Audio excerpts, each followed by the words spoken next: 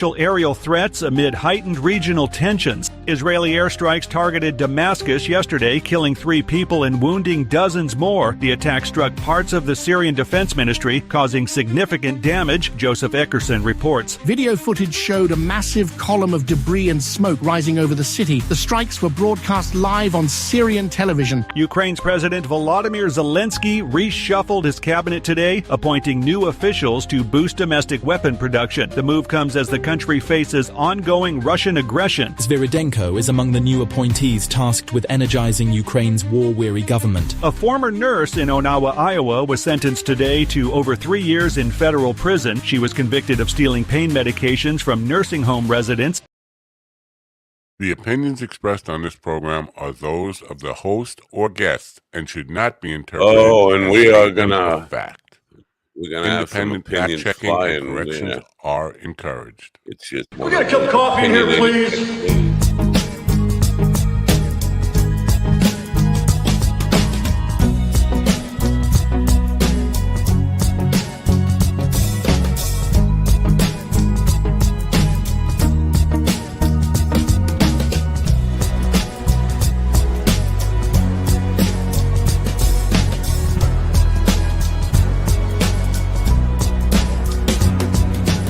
Damn good coffee and hot.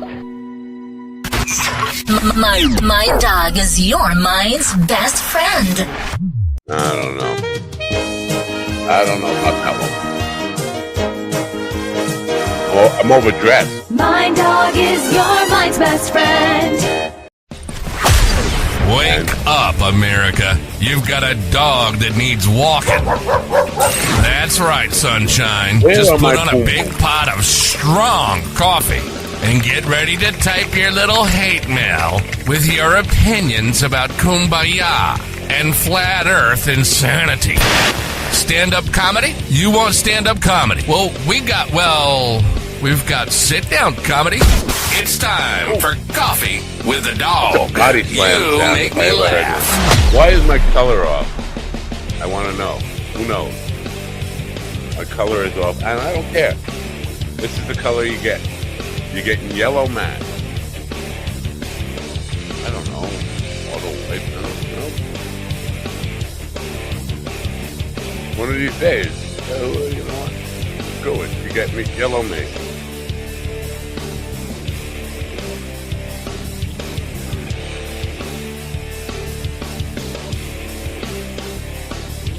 Wow. Good morning, folks. It is Friday, your favorite day of the week. Friday, July 18th, 2025. I want to say we made it through another week, but we haven't. We still have like 2 hours to go here, 2.5 hours to go of why? Why? That's what the question I'm asking myself every day. There used to be a time when I had ambition and dreams and things I wanted to do with my life. Now, I'm just trying to survive to the next day. That's what my life has become. Anyway, we have a show for you today, and I'm not sure how it's going to go. We have an author of a book called Bullied Behind Bars, a Trump supporter, gay Christian Trump supporter, who went to prison for selling a stolen car and got beat up and abused. I'm not sure if he's still a Trump supporter. I think he is, and that confuses the hell out of me.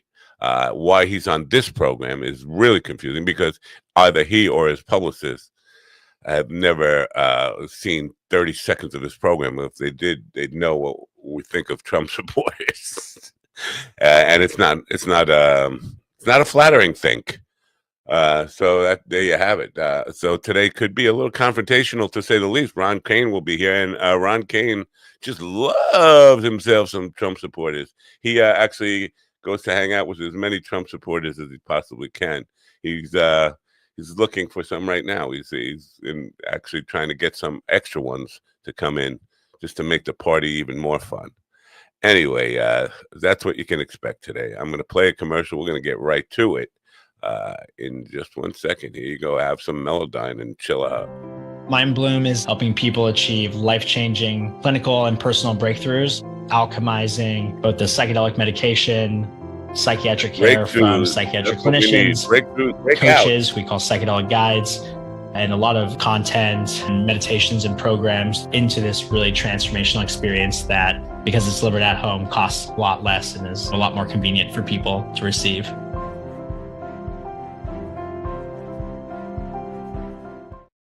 And that's right.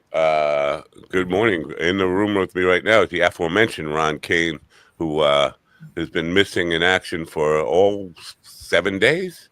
And his best friend, the man he brought on this program, he's responsible for his presence here, the wonderful, sexy, and adorable G.D. Fenderson. Good morning. Good morning, America. MindDogTV.com. Do you owe all of your digital broadcast? Take two. Good morning, G.D. Fenderson. Good morning, America. MindDog TV. Did you just go off script and forget what the hell you was going to say because what you wrote down does not match what your lips are trying to say? I don't really have it either. Yeah. Do you owe all of your digital broadcasts access to one person, Ron Kane and Matt? Well, oh, there's going to be too many Matts on the show. I feel like this is... And enjoy the suffering. MindDogTV.com. Buy shit. Go to MindDogTV.com. That's a better way to just say it, but I felt like that was an acceptance speech left it in the car or something. I left my acceptance speech on the dashboard of the car. I want to thank the Academy. I want to thank Blind Mike. At the last second, I decided to say something different because of what you just said about... Oh, because of Ron? Because you introduced Ron as being the one who introduced me to... Well, first off, I'd like to say I'm sorry, everyone, for introducing you to GD, and here we are. You've been forgiven. I don't know if you're aware of this, Ron, but GD has won an award for the worst comedy special of all time. Oh, congratulations! Yeah. Thank you. And the beautiful thing is they only saw one. Uh-oh. They don't know how bad I can get. Yeah, that one's bad. Wait till you see this one. Right. Did you guys catch the ESPY Awards with Shane Gillis? You yes. did. I did not. Well, I watched his monologue and things like that. I did last night because Mishka Shubaly, Mishka. He posted the thing you choose instead of death, right? Mishka posted on Facebook and all his social medias that his character flaw is he really enjoys watching Shane Gillis bomb. And man, did he get a lot of just comments. And people love Shane Gillis and people don't love Shane Gillis.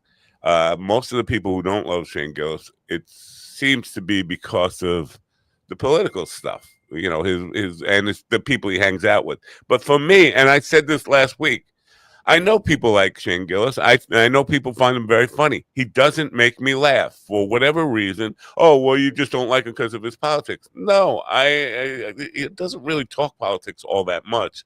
But he seems like a likable guy. He seems like the kind of guy you would want to like. He's jovial. He seems like a good dude, but he just doesn't make me laugh. So then Brett Erickson chimed in. He said, I need to watch this thing on Jackie Robinson. Shane Gillis's bit on Jackie Robinson. It's 1 minute and 37 seconds.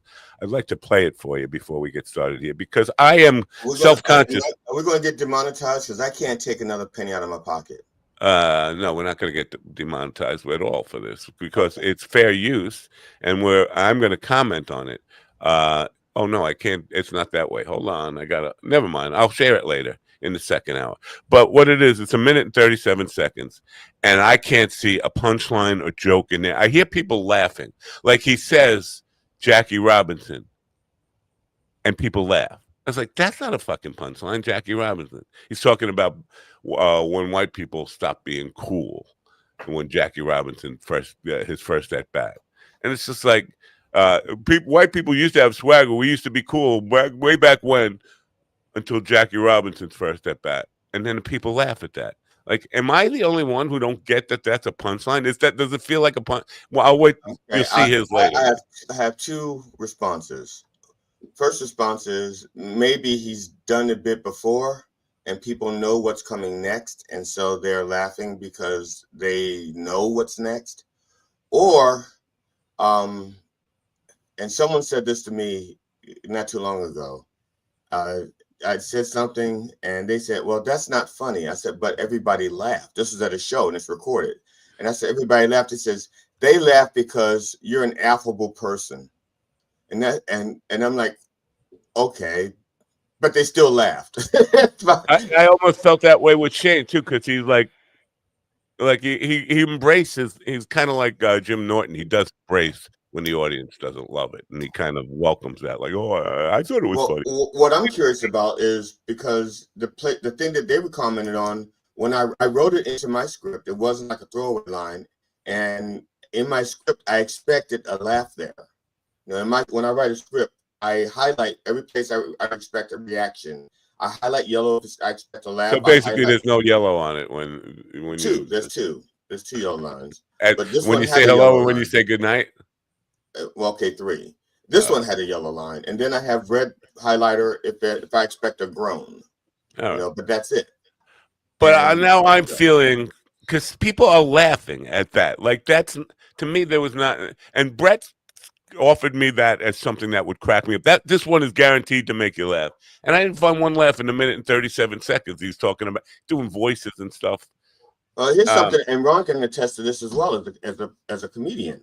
Sometimes, for some odd reason, people laugh at the setup, and it's like, whoa, this isn't the funny part. This is the setup, and I've had that before. And sometimes it throws me for a loop because I'm not expecting a laugh or anything. I'm expecting them to just shut the fuck up and listen because this is the setup.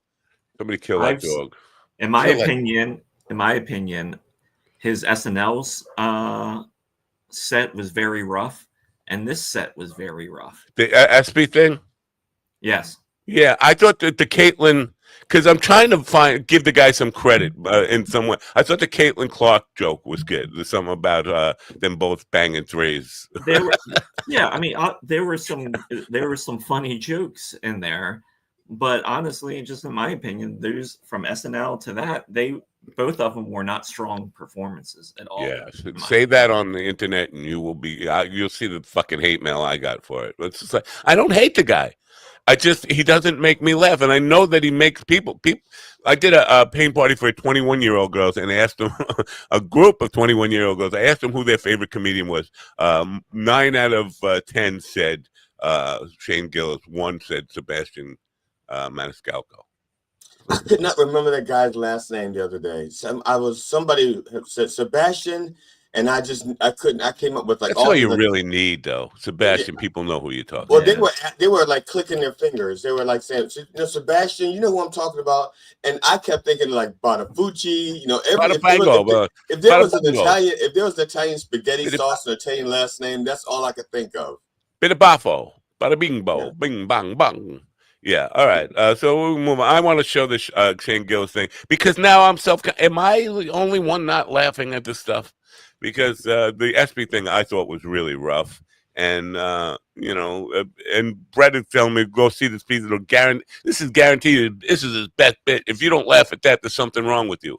Maybe they don't know who Jackie Robinson is, and that's why they're laughing. I don't know. I did go. It prompted me to go because I looked up Jackie Robinson's first at bat, and it wasn't.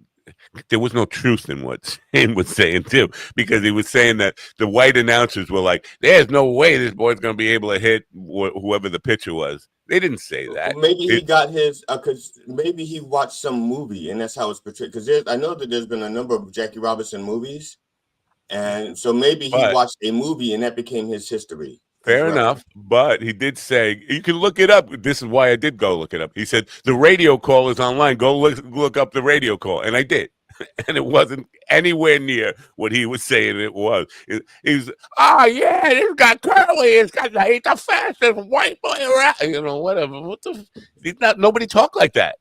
That's the premise of the joke, and I'm fucking ruining it because I want to show it later. But the premise of the joke is white people used to talk like, yeah, see, like I don't remember. I've been around white people. What? In my neighborhood, nobody ever did that. There are white people on Long Island. Yeah. Oh, this is when you didn't live on Long Island. Well, we're talking in the past, before they were like, your people moved. I think the funniest thing that's happening to bro comedy right now is seeing all the backpedaling with this Epstein shit and these guys backing Trump. It is beautiful. Yeah. All right. We want to get to our guest. Let's get to our guest. He's been waiting there. I'm not sure how this is going to go. I think we'll find out how it's going to go. But let me just tell you. Hey, I'm gonna just to let you know, I'm gonna pop out at like 9:30, Matt. Because I have a call. Then I'll pop back nice. Well, Ron, no offense, but if you just zip your pants, you won't pop out at 9:30. You use that excuse every time. Just zip it up. Just zip your pants. You're assuming that I'm wearing pants. Matt Melvin is an author and activist from Massachusetts who was incarcerated in federal prison system in 2017 for petty crimes. Crime of trying to sell a stolen car. He currently resides in Shelburne, Vermont. Now, that seems to be a very liberal place for a Trump supporter to live. His book is called Bullied Behind Bars. He's here now. Welcome, Matt Melvin. And I hope this doesn't go off the rails pretty quickly. Good morning. Good morning. Thank you for having me on the show. I want to say it's my pleasure, but to be honest with you, I've been dreading this all week, so I hope it goes better than I think it was going to go. But I got the book in the wrong place, so I'm not going to bring it in. Cover of the book. Let me just ask you: after your experience, did you come out as ardent a Trump supporter as you went in? Yes, you did. I did. Okay. Yes. Selling a stolen car. Well, the stolen car was actually from 2004. In 2004, I was working at a car dealership in South Burlington, Vermont, and they didn't pay me the commissions I earned, so I tried to sell a vehicle. I ended up getting 18 months in state prison. Okay. And Vermont has a so-called mental health court, which they really don't. Two individuals, Judge Jeffrey Crawford and Bob Wolford, both decided that I didn't meet the criteria to be in the mental health court, even though I had been diagnosed with autism and I'm on the Asperger's spectrum. And I've been seeing mental health providers for my entire life. Okay. What was the crime that sent you to federal prison in 2017? Right. So when I got out in 2005, I couldn't find a job. So in 2009, I used other people's information to try to pass a background check to get a job. And so the government spent almost $500,000 through about 7 years going after me. They actually went to 5 different courts to try to get a grand jury indictment against me. And in the federal system, the grand jury has a 96% conviction rate. I heard a podcast yesterday that somebody claimed the government has a 99% conviction rate. That's not right. It's a 96% conviction rate. I don't think that you're splitting hairs there, but that's fine. Basically, they don't go to court unless they think they can win the case. Basically. Yeah. And what people don't understand is if the federal government wants to go after somebody, they have unlimited resources, unlimited subpoena power, unlimited amount of attorneys that they can put on the case. So even if the other person is a well-known individual with a lot of money, like Diddy, for example, Diddy had 10 attorneys on the case. But the federal government still has more power. It's all subpoena power. They can subpoena anybody, and then they can coerce anyone, to come in and testify against that person. They'll threaten them. If you testify against this person, we're going to go after you. We're going to go after your family. So are you claiming, because it sounds like we're going down a slope where you're going to claim that you were a victim of political persecution here? No, I was not. I did what I was charged with, but they overcharged me immensely. Right. It should have been done in the state court. My question is, because now sometimes people are overcharged on purpose. Hopefully they won't go to trial. They'll overcharge them and they'll go like, holy crap. And all they really want is like a lesser charge or something for you to plea out so they don't spend their resources in courts. You know, do you think that is that a possibility? That's always a possibility. I mean, that's in your case. Yes, absolutely. Let me see if I can fix the book while we're talking, because I want to show the book cover. But all right. So you did the crime, and you were a political activist while you were doing the crime. This is where it gets a little confusing to me. Yes. So I guess to clarify, in most theft cases, there's victims and loss. And in my case, there was no financial loss and there was no victim impact statement when I pled.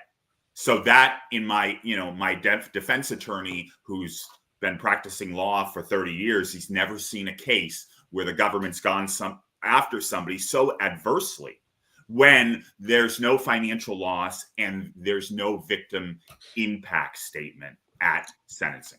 So that sounds almost something like the Hunter Biden gun thing, where it was a paper thing. You know, he should have been. I guess most legal experts say that nobody would have been charged with those charges, you know, like he was. If his last name wasn't Biden, they would have just, you know, it would have just gone away. And same with the what was the other? There was the gun, the dying on the gun form, and what was the other one? Can't remember off the top of my head because I wouldn't.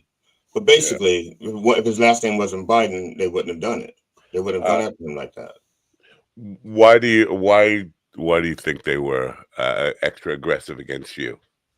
Are you claiming that's because? See, I'm trying to get to are you claiming political persecution because you were an activist for Trump? Yes, I am. Yes. Yeah. Was this in Massachusetts or Vermont? Vermont. And so is Vermont known to get like really aggressive and abuse the judicial system, the courts, against political opponents? They are, yes. Plus, in addition, we had a former police chief of Shelburne who did not like me and went after me. And this individual his name is Aaron Noble. He actually received a $200,000 payout from the town of Shelburne to just go away. And this individual would not go on any ride. He wouldn't go out in the field and do any surveillance or anything. He's pretty much stayed in his office. But okay. So now, what was it? Where was the overcharge? So you were selling a car. What did they charge you with? Selling a stolen car. What was the overcharge? No, so I think you're getting confused, Matt. Yeah, there's two different. Right. Different cases. Okay. He's talking about the one where I guess some people call it identity theft, but he's saying he borrowed other people's identity so that he could basically get a better, pad his resume and get a better job.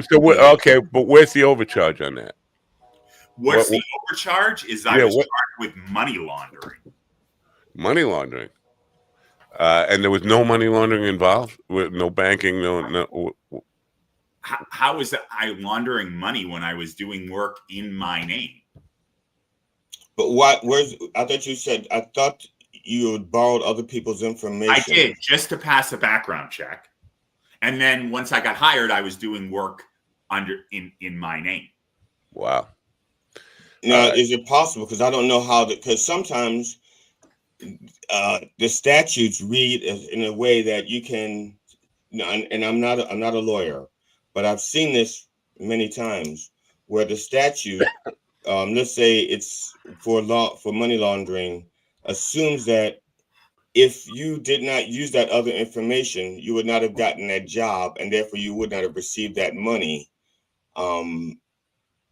And so, or they would not have given you the money under those circumstances. I don't know. I don't know how the statute reads, but is it? I mean, you had attorneys.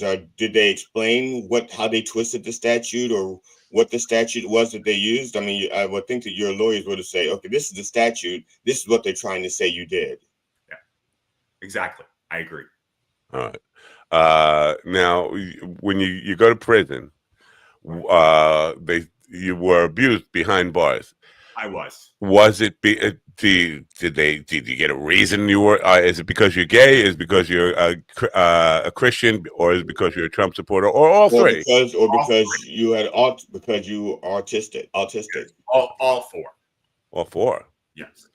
They gave you that reason. I mean, because basically, I do know a few people who've gone to prison, and they don't need a reason, and they don't have to give you a reason. This is where are you just assuming these things, or do you know these things for a fact? They told you. Well, I got labeled as a sex offender falsely.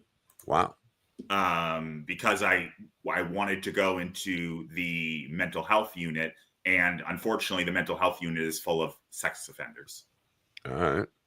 So in that case, it sounds more like misidentification, like they didn't do it because you were gay or because of Trump or because of anything else other than the fact that they looked at you and said, short eyes, here's a short eyes, and we don't like short eyes.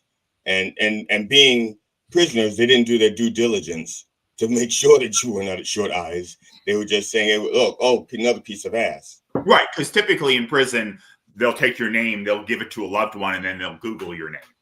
Wow. Who you are. The Trump. Now let's be fair here. You were doing illegal stuff, right? Yes. Yes. The Trump party and the Trump platform is all about law and order. How does that not? How do you not see a conflict in what in being a criminal? I'm sorry to laugh, but it seems funny to people who say we're all about law and order. I know in the back of my mind, I know directly I'm a criminal. I'm doing criminal things, but I'm going to support the people who want to lock me up for being a criminal. How do you get to that? Well, I don't support being locked up, but just other people being locked up. No, other criminals. I don't support. This country locks up more people than any other country in the world.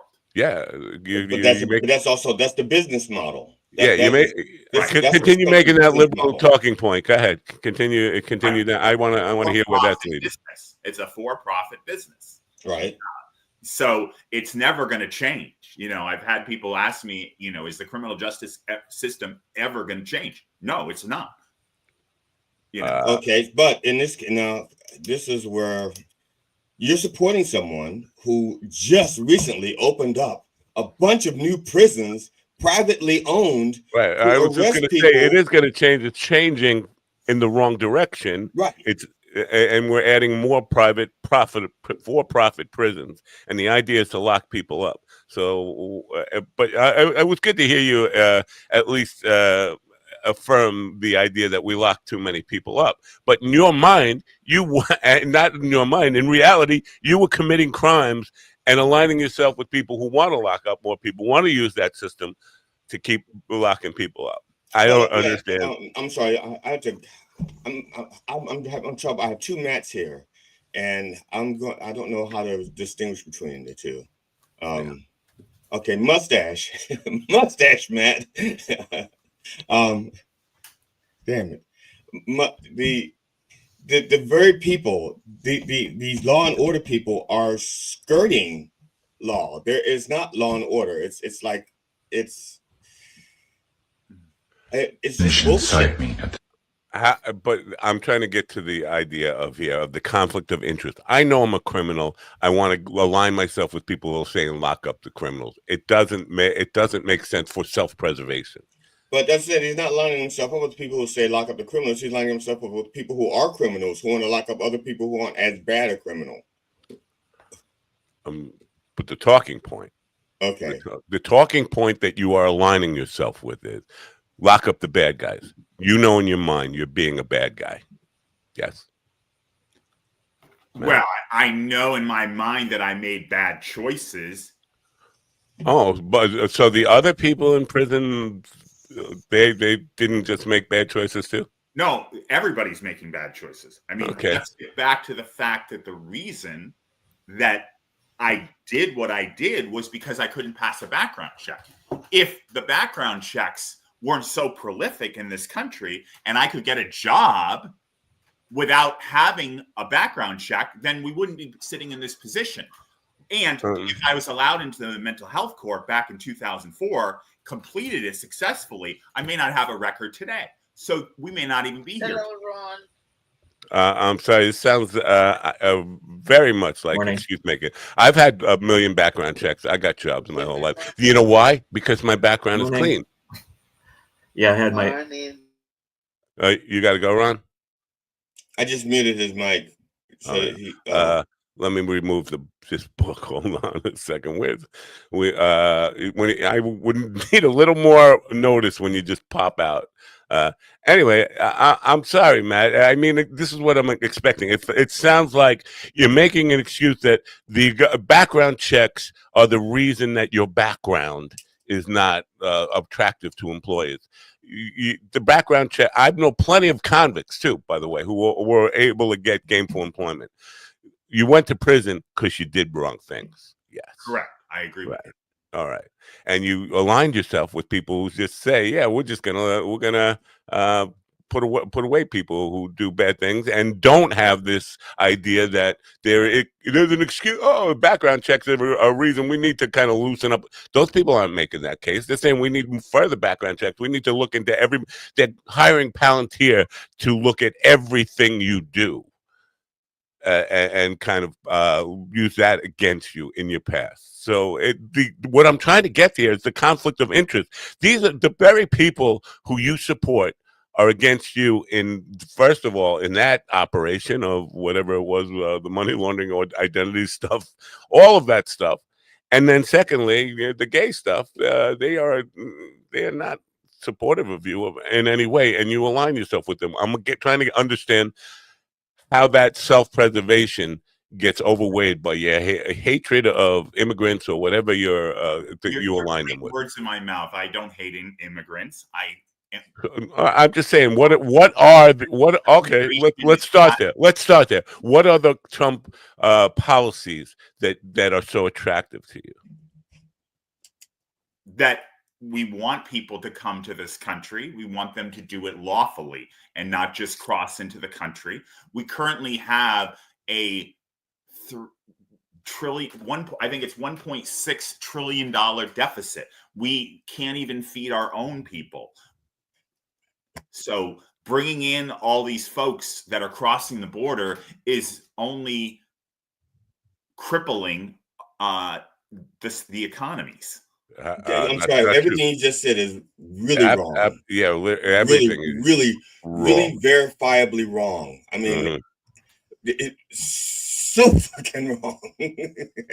First of all, they pay taxes. They're doing jobs that you don't want. You could have got. Have you ever tried to get a job picking fruit for $1.60 a bucket for 14 hours a day in the sun or 16 hours a day in the sun?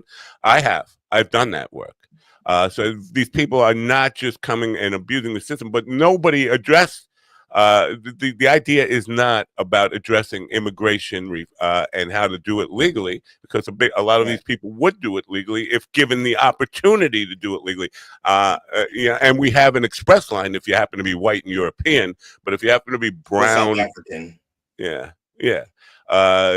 it's not the same. So basically, the cruelty and the bigotry are just hidden under what you just say. Oh, you know what's causing the deficit? Billionaires getting tax breaks for billionaires. And you talk about feeding the people. They don't want to feed the people. They just fucking took away food stamps from hungry people. Where is this? Oh, the deficit can feed. Can be used. That money could be used to feed. We can't even feed our own people. No, we have no interest in feeding our own people. You're talking about people who came here hardworking, trying to improve their life, just as all our parents did, except GDs. They came over in a boat against their will. A luxurious boat, though. It was the accommodations could not be. Not his parents, his grandparents. So basically, what you just said, for lack of a better term, was just fucking horseshit. We can agree to disagree. Oh no. There's no. We're not disagreeing. What we're saying is, is it day or night? Delusional. Is it day or night? It's fucking day right now. We can't disagree. We can't agree to disagree and say it's nighttime. It's day here in the United States of America. It's daytime here. There's no agree or disagree. That's what. Oh, we can agree to disagree and make up your own facts. Fuck that. Let's get real here, pal. You went to jail for committing a crime. You're making an excuse about it. You're claiming, oh, I was a victim of a bully. You are aligning yourself with the biggest bullies who ever lived, and now you're playing the victim. Playing the victim. Go ahead. Tell me where we can. I'm explaining the situation. Yeah, explain your situation. Go ahead. I explained my situation. All right. That I was persecuted because I was a Trump supporter. Persecuted because you're a Trump supporter. You know that according to at least the election results, you're in the majority. You know that. A majority of what? Oh, you're gonna say we can agree to disagree on that? I'm in a majority of what? Of Americans. So what? And the voters. So you're saying the majority is ruling, and you are with the majority, but somehow you're being persecuted for being part of that majority. I'm not in the majority. I'm a minority. A Trump supporter? You're saying? Wait a minute. I could see that as when you go to the gay part of your argument, but you just said it's because you were persecuted because you were a Trump supporter. A Trump supporter in America today, at least according to the election results, is in the majority. Are you gonna say we can't agree? We can agree to disagree on that? So you're saying what? I'm in the minority because I'm a Trump supporter. I'm gay. I'm a Christian, and I'm autistic. No, there. As a Trump supporter, what Matt just said was, as a Trump supporter, voters, you're among the majority as far as the voters go. The other things, gay, autistic, and Christian. Again, Christian, you can't call yourself a minority in Christian when this country itself is majority Christian, I believe. Well, I take that back. I think it's majority agnostic. It's majority agnostic and then Christian. And so depending on how you view agnostic as a religion or not. Right. But Christian is the number one disorganized religion that we have. So you can't directly. The statement you made was, I was persecuted because I was a Trump supporter. You didn't say I was persecuted because I was a gay, Christian, autistic Trump supporter. That's why I was persecuted. So and I still call bullshit on that. Christians are not persecuted here. Just because people feel persecuted, that does not mean they are persecuted. Okay. Now, this is what really gets me, though. Okay. Anyone. And I don't care that you're gay. I don't give a flying shit who people sleep with, or how they love, who they love. I don't care. But I care in the sense that I'm going to approach this from the perspective of a black man. Any black man that supports Trump, I think, is a fucking idiot, because Trump does nothing for minority people per se. Now, if you're a minority and you just happen to fall into something that he's supporting, which is billionaires, that's different. You just got a little lucky. Okay, you're one of the good ones. Okay, you're a Clarence Thomas. Okay, but if Clarence Thomas was not a Supreme Court judge, they would not be treating him so well. They would treat him like they treated me. Okay, so any black person who supports Trump, I think, is a fucking idiot and is voting against their own interest. Yeah. I see the same thing in the gay community. Trump people are not supportive of gay people. Yes, Peter Thiel is gay, but he's a fucking billionaire. That's why he's getting away with it. Okay, that's why they're treating him well. They need his money. Okay, yeah. You don't have any money, so fuck you as far as they're concerned. You know, if Mike Pence met you on the street, he would, if he acknowledged you at all, he would turn the other cheek after he recommended that you get conversion therapy. Yeah, get conversion therapy. So all you're basically, and they don't like autistic people. Hey, remember Trump with the you are on everything that those people, the people that you align yourself with, hate. You are everything they hate. You are this is where the conflict of interest, personal interest. Oh, and all I can come up with is a shared bigotry, a shared hatred of brown and black people can be the only thing that's There's one other one. There's one other possibility. Mr. Melvin, it's possible that the same things that you hate about yourself, they hate about you, so y'all have a common interest. So I'm inclined. There's one of those two things. It's either mutual self-hate of what you represent, or there's a third thing like minorities or something else that both parties hate. But at any rate, it seems like it's based on hatred and not based on community value, not based on moving forward, not based on making the country a better place. No, I don't hate anybody. You're putting words in my mouth. You don't hate anybody?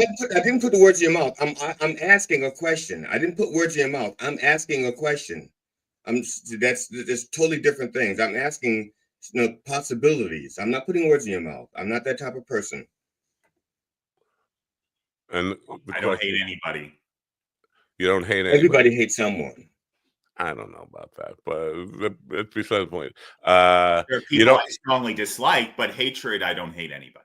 Okay, now the autistic stuff. I'm just going to start here. Do you tell people you're on the spectrum? Yes, you do. That so you announce yourself as that, knowing that they're going to bully you for it. Well, I didn't announce it when I was in prison. All right. Oh, that's what. So you, but that's just you were beat up for that, but you didn't. So how do they know? How do they know to beat you up for that if you didn't tell them about it? They didn't know that I was autistic, but they beat me up probably because I'm gay. Did you tell them that? No. How did they know? People make assumptions all the time. Oh. Now, if you ask criminals who do violent crimes, how do they pick their victims? Most of the time, they'll say it's the way they carry themselves. They look like a victim. They walk like a victim. They talk like a victim. They walk with their shoulders down. But if they walk with a stronger pace, like they know what they're doing, they don't mess with them. Yeah. So is it possible that none of the things that you're saying is the actual reason? It's just the way you carried yourself. Like, I'm a victim. Yeah. And therefore, they just obliged you. Yeah. I don't agree. Do you think you're a victim? No, I don't carry myself as a victim. I don't walk like a victim. No, but you do carry yourself as a victim. You say you're persecuted because you're a Trump supporter. Yeah, when the word "I was persecuted," when that phrase comes out of your mouth, you are painting yourself as a victim. You cannot say the phrase "I was persecuted" and not look at yourself as a victim. Or you're going to say we can agree to disagree on that. I was persecuted because I am gay. And that's victimhood. Again, the statement "I was persecuted" is an indication of victimhood. Is it or is it not? You're going to say we can disagree on that? No, it's an indication that the government had nothing better to do than to chase after me. So you're a victim. I'm a victim of the corrupt judicial system that we have in this country. Yes. So you are a victim. I'm glad you finally came to that. I mean, that was did you see what a struggle that was to pull that out of you, just to admit that you carry yourself as a victim? I don't agree. We have a question from the gallery, and good morning, Mr. Tail. The question is from Slaptail Squad. It says, "May I ask what was your motivation for coming on to this program?" Yeah, to sell books. That's what the motivation was. I'll answer that, but go ahead. So this program, you could sell books at other programs. Yeah, this one in particular. You obviously didn't check this out before you decided to come on here, right? I didn't know. Do you feel like you're a victim of your own circumstance there for not checking it out? No, I love confrontation, so I don't mind coming on a show that the other individuals are brainwashed by the liberal Brainwashed by the liberals. Let me tell you, douchebag. I would fucking wrote for the Heritage Foundation. I run a site called Restore Conservatism. I worked for Richard Nixon's campaign. You fucking retard. That makes two of us who campaigned for Nixon. You know what? I'm glad you got ass raped in fucking prison. You're a fucking dick. Brainwashed by the liberals. Get the fuck off my program, you dick face asshole. Are you gonna leave, or should I throw you out? Wow, I can't believe what an evil individual you are. Thank you. Anything else, dick face? No. Goodbye. All right. I hope you don't sell a fucking book. That was fun. I mean, I should have kept going. Yeah, I think you pulled the dick face trigger a little bit quickly on there. I'd have gone another 7 minutes. Brainwashed by the liberals. I am brainwashed by. You know what? Go look at my Twitter feed and find out how many fucking liberals, Democrats, have me fucking blocked for being a fucking right-wing extremist.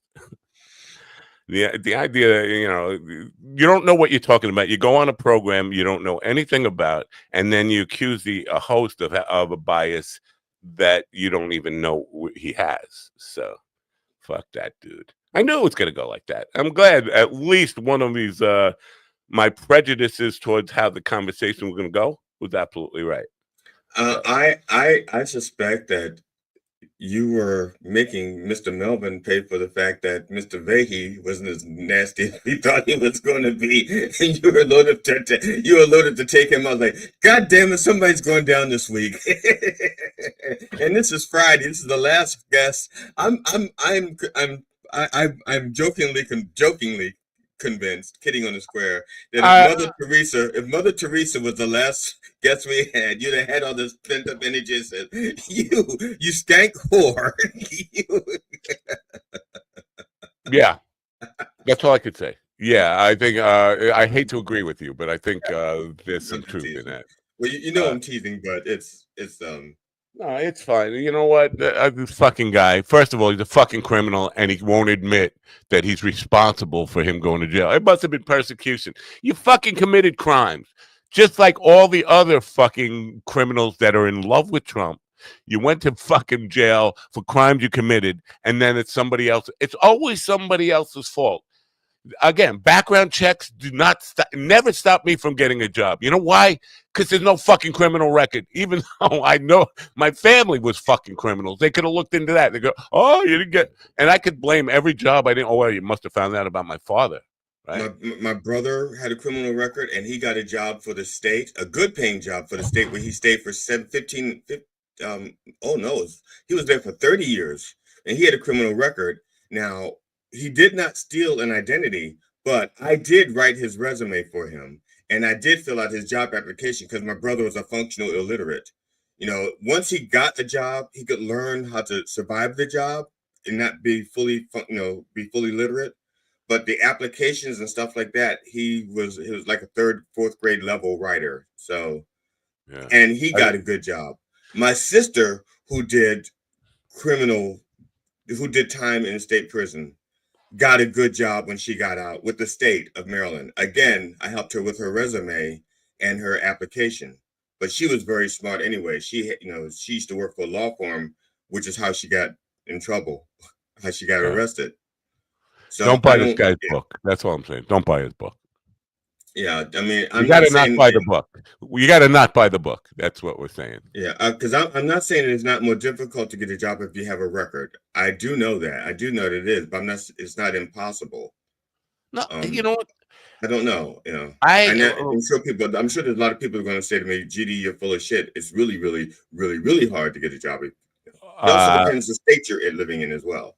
No, Mikey Scarione, Mikey Shane, the leader of the Rocket 45s, has a criminal record. He makes $217,000 a year as a hospital administrator. The guy Ralph, who was Ralph and Vinny both went to jail. Chavola's friends, total Trumpers. They both, Vinny went to January 6th. They're total Trump cultists. Ralph and Vinny both were convicted of drug trafficking, bringing cocaine in from Colombia. They both were in the Guinness Book of World Records for a time of having the highest bail ever set. They both went to prison, and both of them had very good jobs after getting out of prison. Prison is not a prison sentence is not going to. We've had CEOs on this program who were ex-convicts and did time in prison. It's not an excuse for not getting a job. If you rehabilitate yourself, you can get a good job, and if you don't try to hide it, and they don't have to find it on a background check, but you're forthcoming and talk about how you're rehabilitated and have turned over a new leaf. The problem is when you try to be fucking deceptive about it. I think there may be one exception, and this could be partially out of ignorance, because it's sex offenders. Registered sex offenders may be the exception to the rule. That is true. That is true. Yeah, not just that. There are definitely taboo crimes and crimes that are right. If you were going for a job in a bank and you have been embezzling, they're not gonna hire you as a teller, but you could run the World Bank. Or you could be a fucking security guard and start over from the bottom up and not see yourself as an eternal victim. Because you could be an embezzler. And Trump could very well put you in charge of the Fed. Oh yeah, and this administration, you could definitely get a job being a criminal. Look how many of them have fucking criminal. Yeah, a good chunk, probably higher than the actual national average of his people are criminals. And they, first of all, now they persecuted him because he's a Trump supporter, but he also because he's gay, Christian, and on the spectrum. I think we've talked about this before. 8 billion people are on the spectrum. The spectrum exists to say, well, for people who need a fucking excuse. There are people who have very high degrees of autism, but to say I'm on the fucking spectrum, nobody's fucking locking me up or ass raping me in jail because I'm on the spectrum. You know why? Oh, you have to be in jail to get ass raped in jail, man. Well, whatever. I don't announce, hey, I'm on the spectrum. Hey, I'm gay. Oh, well, I didn't announce it. They just assumed. So, I think once you're in jail and you can't fight, they're going to take your ass whether you're gay or not. Yeah, you could be told, yeah. And everybody's gay behind bars. Yeah, if you can't make them laugh, if you can't fight, you better make them laugh. Yeah. I knew that guy was going to be a dick. And you know what? It's bad for me. Maybe good for me. I know some people enjoyed me. I did say, I'm glad you got ass raped, you fucking retard. I did say that to him. That's funny. I didn't hear the retard part. I did say that, but that is kind of evil. But no, I you know what? I can definitely conjure up evil. There's definitely that in me. There's that in everybody. But I'm pretty quick. I'm pretty quick to go there if you're gonna argue with me about whether it's day or night, and we can agree to disagree, and that's fucking bullshit. I feel better. But I was just gonna say I'm not playing the victim here. Maybe I ought to fucking read these things when the publicist says who he is and what he is before I say, sure, go ahead and book a show. I should either at least tell him, if you book a show and he comes on, I'm going to tear him a asshole worse than Bubba did in prison. That's what I'm going to. Anyway. Yeah. Steven says I look better, Dad. I do feel a little. I'm ready to go into a weekend with on a good note here. Fucking. I told a gay Christian autistic Trump supporter that I'm glad he got raped in prison and he's a retard. What better morning could I possibly have planned for myself? So. Thank God it's Friday. All right. Well, that leaves us plenty of time to talk about comedians who aren't funny. Comedians who aren't as funny as Tom Segura, and that's Shane Gillis. I know Ron's still doing whatever he does, whatever he fucking does. Let me find the Shane Gillis thing. I need a moment to Well, kind while you're of. doing it, let me just vamp a little. Oh, let me just vamp a little. For those of you who may not have guessed it, right behind my head, see that flyer? Parodies, Nazi jokes, and short stories. That's tomorrow, July 19th, 7:30 p.m. Eastern Daylight Time. Get your tickets today. Register on plausible.com and check out what could be the worst comedy special ever. You know, check out the special that could bump My Parents Meant Well. I don't know. It's not long enough. It doesn't even qualify for consideration. No, it's 90. It'll be it's not done yet, but it's slated for 90 minutes. Oh, wow! So it will qualify. All right. Shane Gillis, Jackie Robinson, YouTube. Okay, I'm just for some reason I brought up the ESPY thing. Here it is. And hold on, don't put. All right.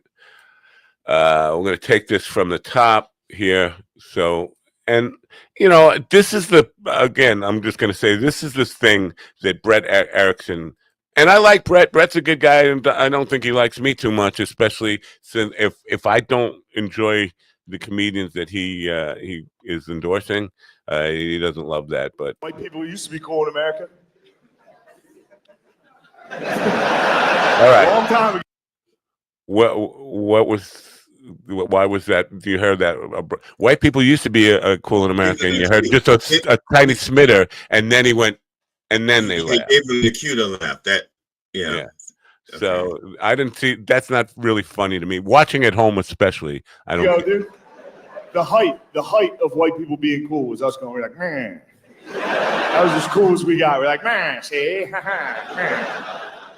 And then the day white people stopped being cool was Jackie Robinson's first game. You can look it up, dude. There again. Was that funny? No, but I'm not laughing yet.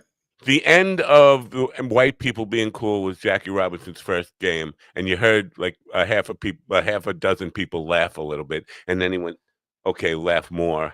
Like, this is his thing, laugh more. Now, I'm not trying to beat up on Shane here. I'm just trying to understand, and I'm being defensive, admittedly being defensive about this, because people made it seem like I'm a dick for not getting how funny this is. Are we giving him the blind mic treatment? Stopping every 6 seconds. No, I'm not being mean to him. I'm trying to defend myself and saying, because people say there's something wrong with me for not getting that's funny. I wouldn't. I'm not one of those people, because I don't generally think he's entertaining as a whole. As an asshole, he's entertaining, but not as a whole comedian. Yeah. All right, let's continue here. You can find it. You can find the radio call from that game online. You can hear the exact moment white people stop being cool. You can hear the announcers. They still got, they're like, man, welcome to Chicago, where the White Sox take on the Brooklyn Dodgers. And we all had cool white nicknames. Like, up at the mound is Old Curly. That's funny. Up on the mound is Old Curly. You hear the laugh. That's what I'm thinking. Is this and Slaptail? I don't know if he was being serious about that. Are they? Did they add a laugh track? Because up on the mound is Old Curly. That's enough. I could see one person thinking that was, a chuckle here or there. But that sounds like a robust laugh from the audience. Up on the mound is Old Curly. Now is this from the ESPYs? No. This is his. Okay. This is from his Netflix special. Oh, 47-year-old alcoholic. He's the greatest athlete alive. Runs a 6-second 40-yard dash. Fastest man alive, they say. Then it happened, dude. And Jackie came up to the plate. You can hear the announcers like, man. Coming up to the plate is young colored boy from Brooklyn. No way he can hit Curly's pitch.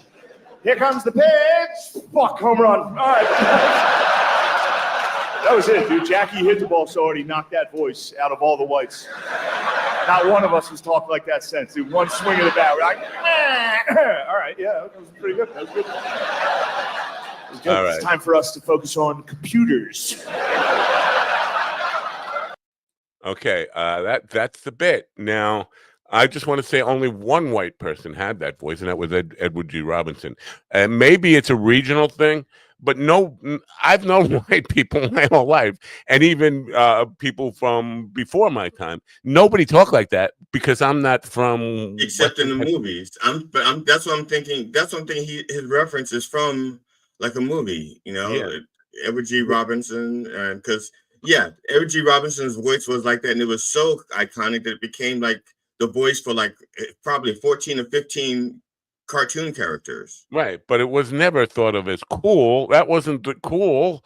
You know what was cool? James Dean was fucking cool. If you're talking about white people's life, Steve McQueen was cool. Maybe he was trying to do a James Cagney.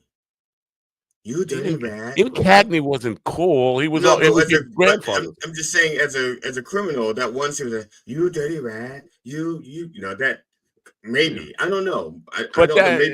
Maybe he's got his iconic white voices mixed up. Shane is a sports guy. Well, apparently not, because he apparently he never the radio call he tells you to go see is not like that. It's not like that at all. They were welcoming the Brooklyn Dodgers breaking ground, and maybe it was false and it was for the radio and all, but it wasn't like Shane, this colored boy, he can't hit Curly. That didn't happen. So I know you don't have to analyze comedy but the fact that he's telling you can go look it up, and then I did, and it didn't match his description whatsoever. No, that didn't affect the fact that I didn't laugh beforehand, but that just shows that there's nothing that he's saying that is based in any kind of truth there. He's just making this shit up. It's punched up to giggle, to be it's punched up to what? What is punched up? Where is the punch up? Curly? We had cool nicknames like Curly. Home run. Oh, damn. They didn't say that. I mean, so, and it did not knock that white voice out of people, because white people never had that fucking voice, at least in my part of the country. Agree to disagree. What a dick face. That's why you work in a bank, because you're not funny. How about that? You fucking bro. I'm not saying that Shane Gillis. I did say his Caitlin Clark joke was very good. I'm saying this piece that people are saying is his best fucking piece, the one that is guaranteed to knock you over. That's his best piece that we just looked at, according to his supporters. And and they're telling me, if you don't fucking find that hysterical, there's something wrong with you. Now, I will go a little further. I think that's an unjust statement. I think they should say, Matt, there's something wrong with you. Oh, and you don't find that funny. Yes, yes. it's and I would accept that. I would. You know what? I'll be the first to say there is something wrong with me. There's a lot wrong with me. And you don't think he's funny, not because you don't think he's funny. I think. Yeah. Also, I'm not saying I don't think he's funny. Lots of people find him funny. I'm saying he's not for me. That's what I said. I didn't say he's not. And I even said in several. I know people find him funny. I hear them laughing. He's just not for me. And for that, I become like the devil. I know you're such an evil person. I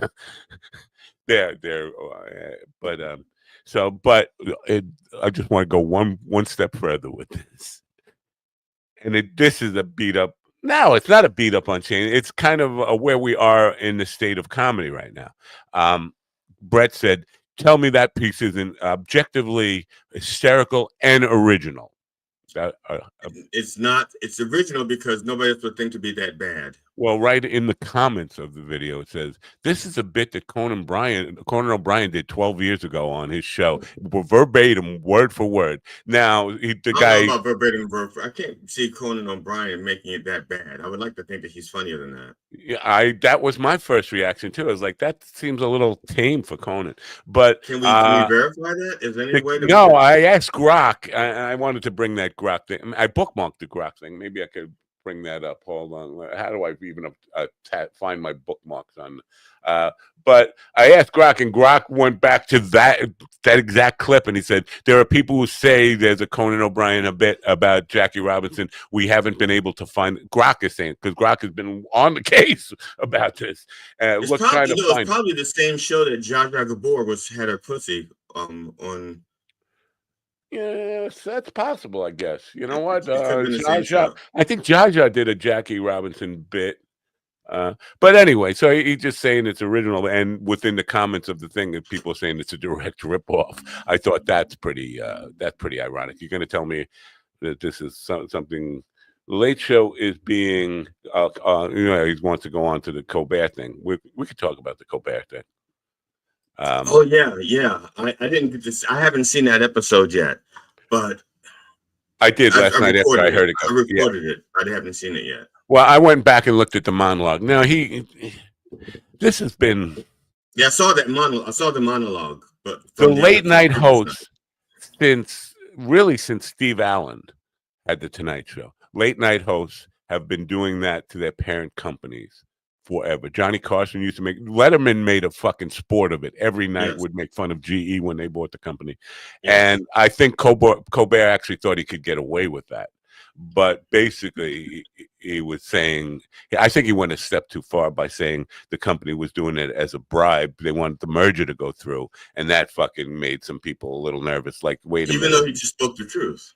Yeah, he absolutely spoke the truth. But the shareholders said, wait a minute. Now, if this is going to make our merger more difficult to get through because of this, and so it was a vengeance hit for political reasons. And I don't know what the solution. Now, I think the show is going to go on. The tape shows are going to go on. Like he has a couple more, or they just say that's it. Well, it's being canceled. They said his last show was going to be in May. I thought.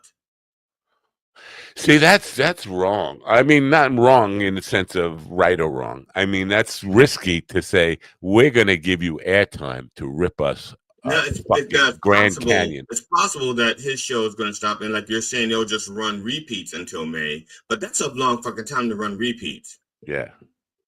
I mean, because my wife is an avid. My wife and I both watch the Colbert show. When it's a nightly thing, and when he runs repeats for a week, we don't watch. We turn in. It's like, oh no, this is a repeat, and we're done to something. We're going to something else. Steven saying the whole late night program and format going away. I don't know, Nostradamus. I think you might be a little bit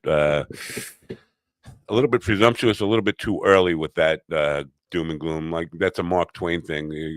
Reports of my death are a little bit premature. I think maybe in the future, with all the other different kind of formats that are out there, I don't see that funny guy at a desk having guests on for 8 minutes at a time. Going, it works. It still works. It still produces revenue. It still sells movies. People still find out what's happening that way. I don't see it going away anytime soon. But I could be wrong about that. I could be the Nostradamus who's wrong here. I don't think. I don't think he's wrong that it will go away. Everything passes.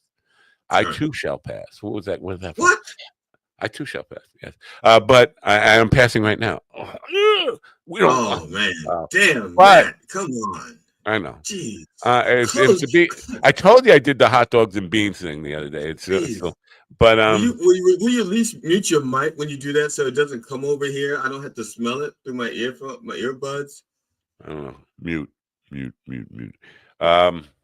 So I don't know. It's going away anytime soon, and I don't care if it does. I don't watch this stuff, and I was just gonna say I've never seen really Colbert other than clips that are on social media. I've never seen Late Night with Stephen Colbert. I thought he was very good when he was on the Daily Show. I really liked it when he was on with the other Stephen, with the other Steve.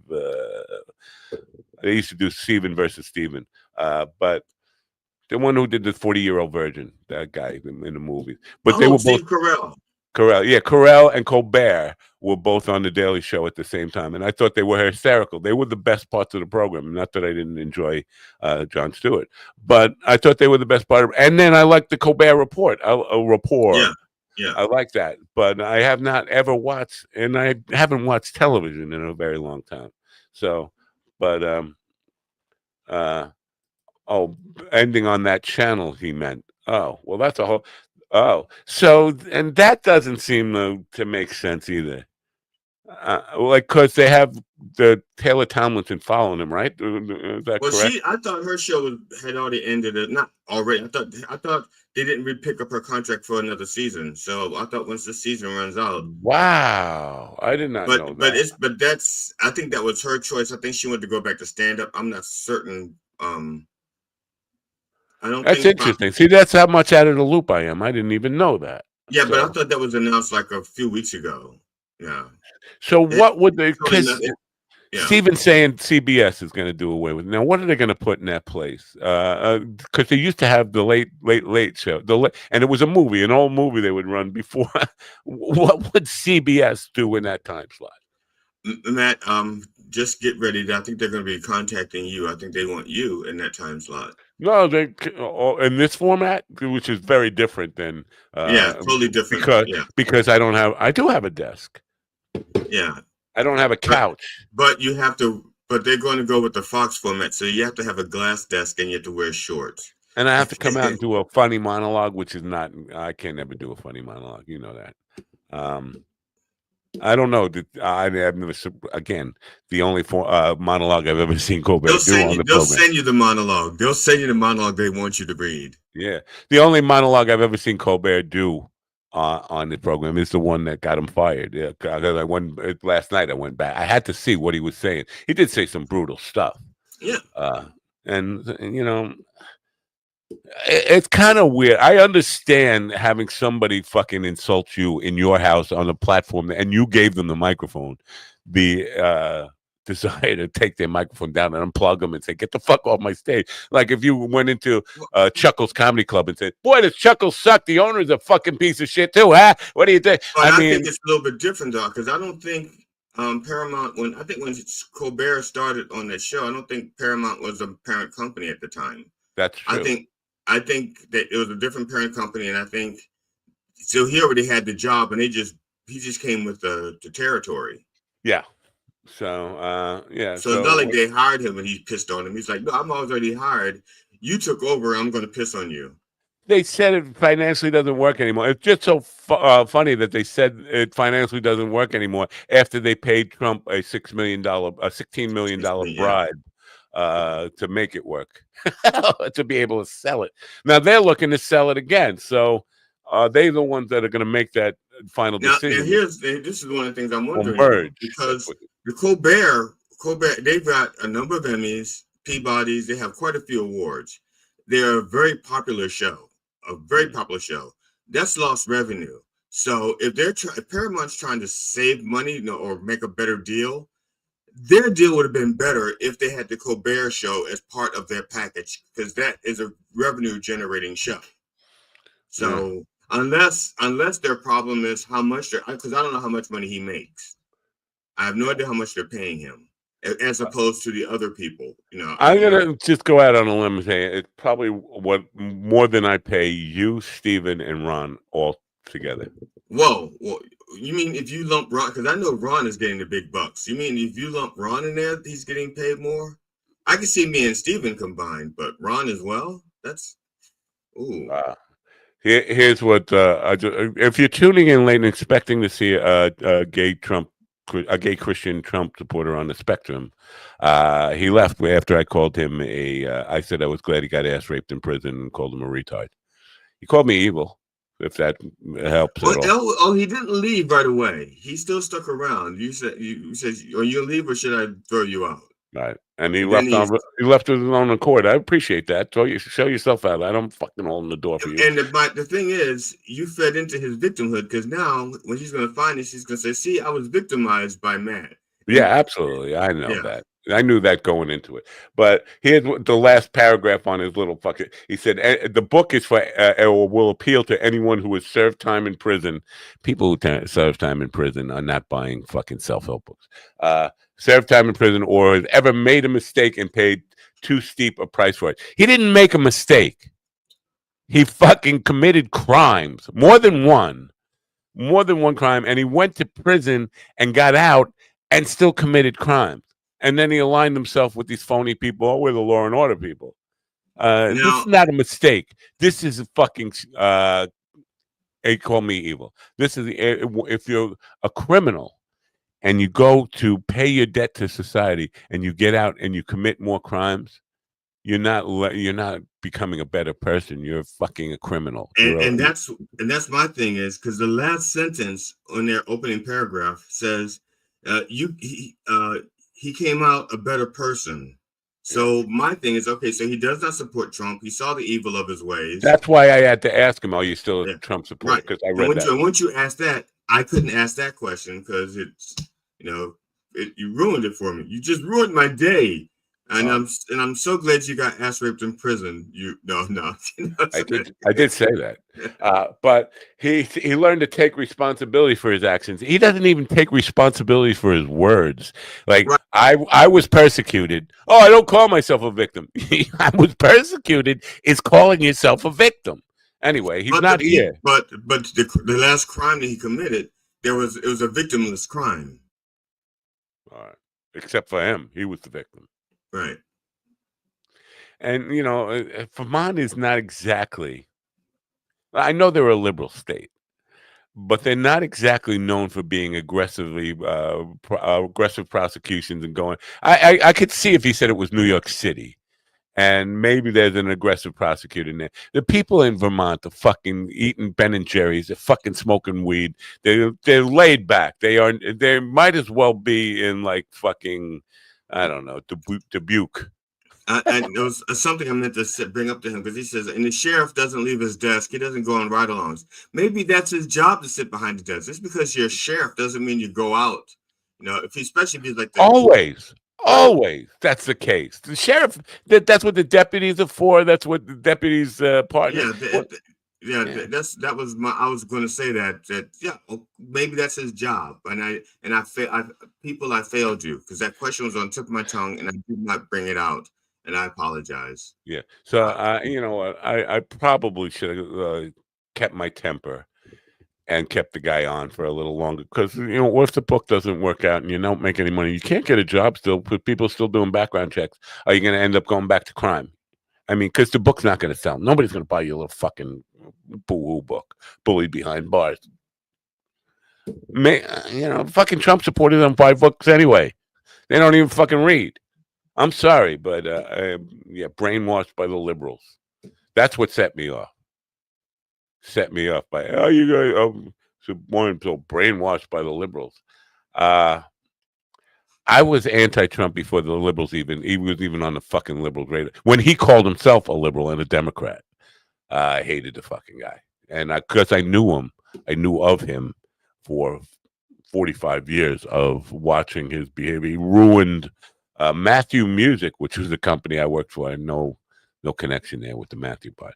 He ruined that company big time by getting credit based on his name, stiffing the guy on the bill, not paying the bill, and then stalling court cases and all that kind of stuff, using his power of the legal system to stall and drive a guy out of business and not pay his debts. So that was his MO. So fuck the Trump supporters. Anyway, what else we got? We got anything else? Are we done? We're done? Are we done? I mean, I'm done.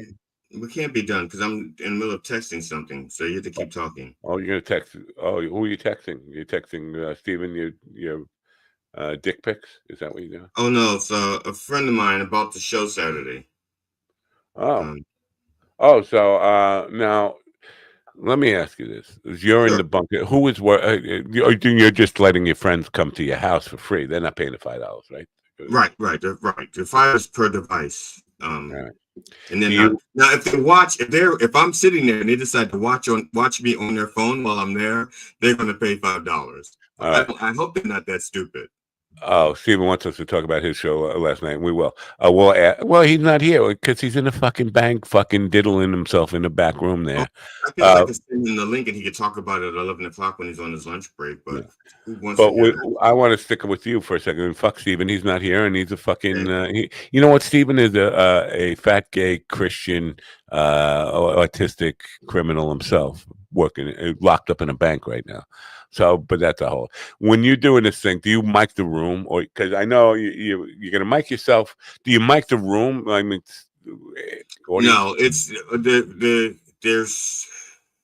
I don't mic the room because they're not that far away. And how are you going to get the Shane Gillis effect? That overwhelming laughter to just a little. I'm not concerned. I'm not concerned about that that thing. And as a matter of fact, that's what I think a lot of people, depending on how stuff is might go. I'm not concerned about that part, you know. And Steven says, "Do not put me in the group with that guy you had on." First of all, I've said so many fucking rotten things to you to your face. The thing that you get butthurt over is me putting you into a group with that guy. I mean, I've said much worse. You're free to get upset about, but come on, that was mild compared to other shit I said about you. So I think I have. It's not autistic license, right? It's not artistic license. It's autistic right. license. All right. I'm not a Willie sitcom loser like that guy. Oh, Willie victim loser. All right, fine. So, Stephen, it's really hard to talk to you when you're in a chat room there. But I know you had a show last night. I know Slaptail went, and he was supportive of you. It's good for Slaptail. He can put aside his fucking vile hatred of you and support you. But if there's anything you want to tell us about it in the chat room, we'll wait. Type fast because I don't have the patience for talking to a fucking chat room like that. So talk. Go ahead, type, you fucking ass rape. He says he'll be on at 11. So is he? Are you sending him a link? Is he expecting me to send him a link? Oh no, I think he still has access to the back door, like he did when he was in prison. I'm sorry, that was. I thought you. Well, you said you was going to have to. He gave his a backdoor access to others when he was in prison. That's about Stephen. Okay. Hold on. I got something in my Gmail from. Maybe it's from the show last night. Well, it's from John sent something. Are you going to play it or you I didn't even look at. I didn't even download it yet or any of that stuff. So you talk to Steve and find out what. I know he's all proud of himself for getting through the front door because he didn't think he would fit. Okay, he didn't send it to me. He just emailed the video to you to cheer you up. Yeah. Well, I don't need cheering up. I think I cheered myself up by telling that guy I was glad he got ass raped in prison. Maybe not. Maybe it's just a pass, and then I'll go back to being grumpy. But I thought, you know what? There's nothing more satisfying than getting up in the morning and telling a Trump supporter you were glad they got ass raped in prison. At least for me. It's not even opening up my Gmail. Fucking Gmail. Yeah, say something, GD, while I'm doing this. Okay, well, this message is directly to Stephen, the sitcom. I am sending you the link in Facebook Messenger. So you'll have it if you want to come on at 11. And don't let this be a habit. I'm not your little flunky. I'm not your boy Friday. I'm pretty sure he still has access. He got on yesterday, didn't he? I sent him the link yesterday. Oh, all right. All right. I sent him the link yesterday. I'm gonna add this video here. Or you know what? I could just share the video. No, because I'm just the kind of person. I just like to move on. I don't like to keep revisiting the past. And every single time I have to send him a link, it's like putting a dagger in my heart, in a hole that won't close because I keep putting another dagger in it. GD, I'm here at Summit City Comedy Club in Fort Wayne, shithole state, Indiana. Here with me today is Chad. How are you doing today, Chad? I was fucked up, and that was number 2 on the list. Can you get the fuck out of the way? Seriously, I was going. Who the fuck are you? What's happening? Can you move? I'm sorry. We're sorry. Thank you. Chad, do you know who Stephen the Sitcom Ortiz is? No, I haven't heard of him. Haven't heard of him? What a surprise. No one has. Well, let me describe him to you. He's a fat potato-looking motherfucker who's from Indiana who thinks he's a comedian. But clearly, you don't know who he is. I don't know. You enjoy comedy. I do. We're here at Summit City Comedy Club in Indiana, where Stephen's from. But you don't know who he is. I didn't hear you. Nope. Why does he look like he's lying? This guy's like the worst fucking actor ever. You seen the worst actor than this guy? This guy sucks. See, he should be the host of Coffee with the Dog with that attitude. Damn. Anyway, nobody. Can you get the fuck out of the way? He sucks so bad, Diddy kicked him out. Anyway, I've been Beef Man. Coffee with the Dog on Mind Dog TV. Back to you, man, GD. Wow, we appreciate John's contribution to the program quite a bit. So, but you know, if we ever need a sub host for me, we could get John because he seems to have the right attitude. Insult your guest, insult the person you're in. Now, I think John would have a tough time with the following phrase: "I'm glad you got ass raped in prison, you fucking retard." I think I think he takes some kind of Hippocratic oath, yeah. or is it anti-rape oath? I'm not sure. Yeah. All right. Well, I thought we were friends. Who was friends? I think Stephen is referring to the fact that I said, you know, I just like to move forward. Okay, I'm not saying we're not friends. You know, that's how I treat my friends. Once they leave me, get the fuck out my life. You know, that's how I treat my friends. I pretty much the same. I don't like to look back. I will say that a couple of people have tried to pull me back. People who I've cut out of my life want to pull me back into this fucking. They keep on, yeah. But I'm not. I don't miss hanging around with Nazis. I'm sorry. This is it's a red line that I can't, for any reason, no matter how much I thought I liked some of these people at some point, I'm not going back there. Once I find out you're a Nazi or support Nazis, if you support Nazis, you are a Nazi. Right. And so I can't go back there. No, I can't surround myself with people, you know. It's not about hatred. Well, yeah, well, you know, it's about these immigrants coming here, taking our jobs and driving up the deficit and costing us money. They're paying fucking taxes. If they have a job, if you're raiding, let's say, Gibson guitar factories to get all the spics out of fucking Gibson, wetbacks out of Gibson, you're taking tax-paying jobs. They are creating revenue. They're not bad people. They're hardworking people who are actually putting money back in the economy, not taking money out of the economy. More money that they won't get back unless they become citizens and get Social Security numbers and can retire or something like that. Otherwise, they're contributing billions of dollars that they will never see. Right, and the whole point, you know, none of them have come up. Let's build a wall to keep them out. Let's fucking put them in alligator Alcatraz or Auschwitz, whatever you want to fucking call it. The idea is always about cruelty. The solution is cruelty instead of one that makes fucking best sense is to improve the immigration system so that they can do it legally, easily, you know, with background checks and all that stuff, but still do it without all the red tape and bureaucracy and nonsense they have to go through. You can apply for asylum at the border. You can apply for citizenship or like a green card and work your way towards citizenship in a reasonable time. With checks and balances to the whole thing, you can do that. You can improve the immigration system. Instead, no, let's go to the extreme of throwing them in an alligator moat and having them eaten by alligators. Here's another problem that Trump has created. Okay, another problem Trump has created because he decided to go after all these people to meet their 7,000 arrests a day record requirement. And then he wants to pull back and say, well, okay, but if you work in the hospitalities, you're okay. Yeah. You know, or if you're picking fruit, I think, was it farmers? Yeah. Hospitality. So let's say you're not in one of those industries. A lot of these people are working 2 or 3 jobs part-time anyway. You know, they don't have like a steady job or something like that. So let's say they decide, a person says, okay, well, I will get another part-time job in the hospitalities. You know? Yeah. What the hell? I was going to get a 3rd job anyway. This one's going to be in hospitalities.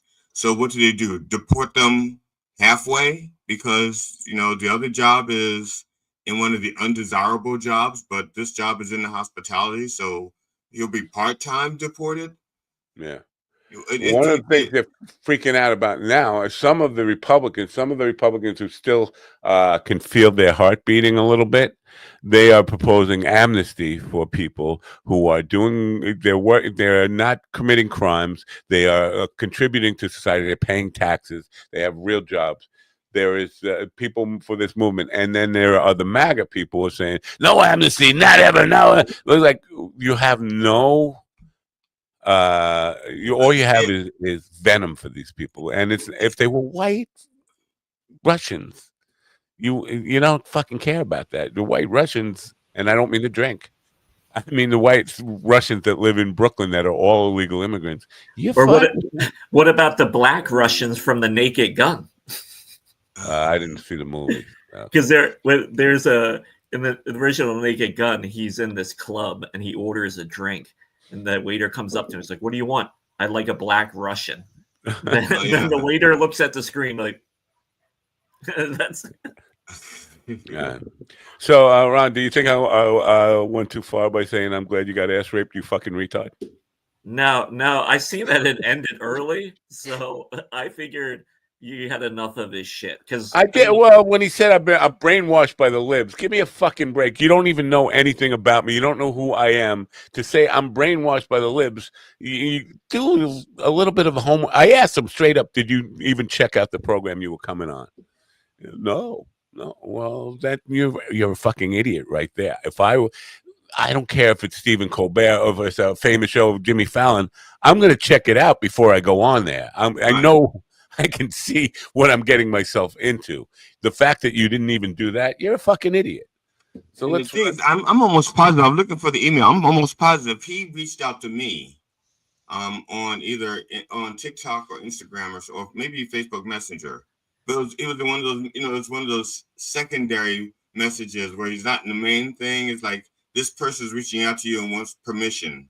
Yeah. So I'm glad you said that because I was just searching my to see if one of my publicists had recommended because the book author, right? And I'm thinking one of these publicists. I just burned a bridge with, and I believe me, it wouldn't fucking. I'm pretty sure that he saw because the timing is about right where I was putting we were like short on guests and I was posting what the today's show is about or something, and then I wrote and you could be on the show. Book yourself, if you have a talent or something, book yourself, and I put in the site. And instead of booking himself, he reached out to me right afterwards. Yeah. And so I just sent, he just said, I'm interested in being on the show.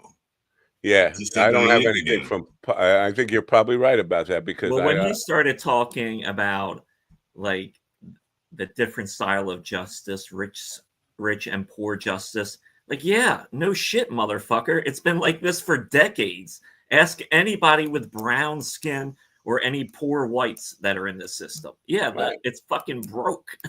Right. But again, this is where the contradiction comes in. He's talking about inequality and justice. He lines himself with the party of billionaires. Everything is about the poor billionaires who just need our help. We need to take money away from food stamps to give it to the poor, needy billionaires.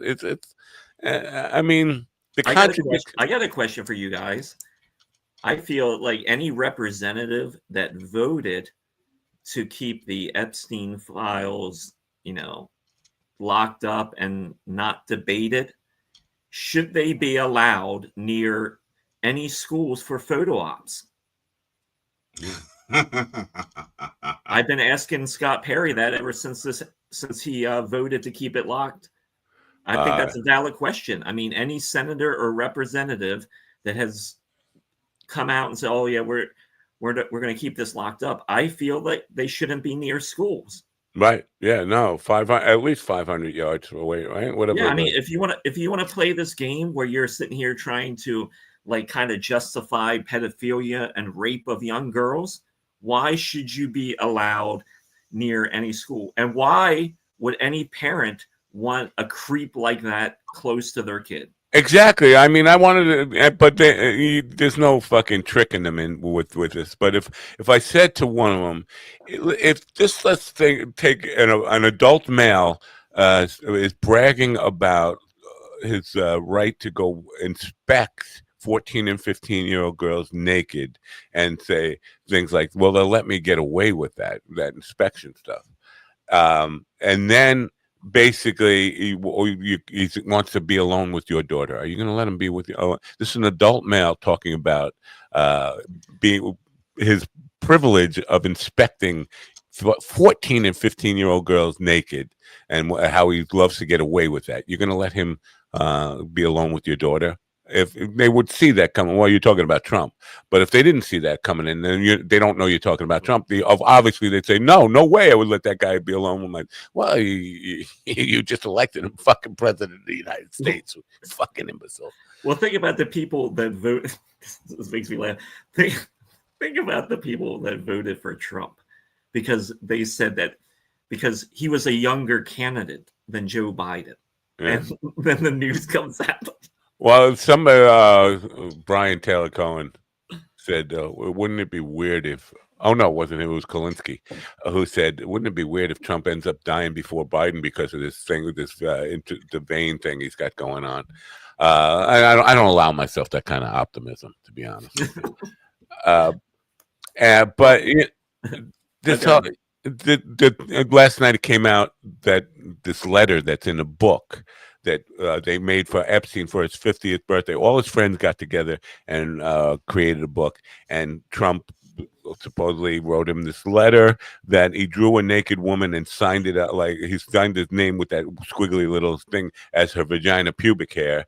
And he was may every day be a precious secret and all that stuff. Now Trump came out. Before that was even published, he threatened the Wall Street Journal was, if you publish this, I'm going to sue you, which I would love to see him sue them and then go through the discovery process. Yes. But then he reached out to Rupert Murdoch and said, please don't let them publish this. And then they published it.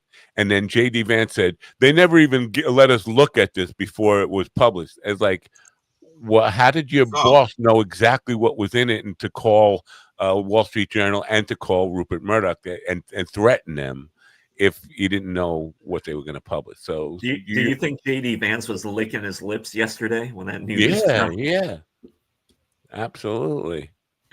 Man, I can't imagine the thought of Peter Thiel just pounding out his asshole into the couch in the Oval Office. Well, you know what? I understand that this is the reason they brought Vance onto the ticket, because he was going to be the one they replaced Trump with. I think they knew all along that this was coming. And let's be, I know I'm all over the place here, but let's just talk about his, because right now they're having hearings about Biden's health, and they were covering it up. And the Democrats were covering up. Here's my come back to that. You're saying they knew Joe Biden would lose the debate because he was frail and old, but they said, yeah, let's keep him anyway. Let's just cover it up and let him go through with it instead of even pulling out of the debate. They knew about all this stuff. They knew he was going to be weak and ineffective, but they let him do it anyway. What were they Trump supporters? The Democrats, all of a sudden, they wanted Biden to go in there and lose that debate. I mean, that's part of it. But now this thing with Trump's thing, oh, see, this is how it's done. You get out in front of it. No. People have been talking about Trump's legs and his hands for at least 5 years now. When it started in the end of his first term. So they're showing close-up pictures of the bruising on his hands. Right, and the legs and his ankles swollen and all this shit, and his weird little gait where he has to hold on to stuff and his leg gets all locked up and all that stuff. That's all part of this. And they're saying, well, this is how you do it. You get out in front of it. That's not getting out in front of it. That's getting out in front of the pushback that's going to come from the Democrats when you say, yeah, they were covering up for Biden. They see this coming because they know that Trump he can't hide it any longer, even though he's been hiding it for 5 years. So every accusation is a confession with these fucking people.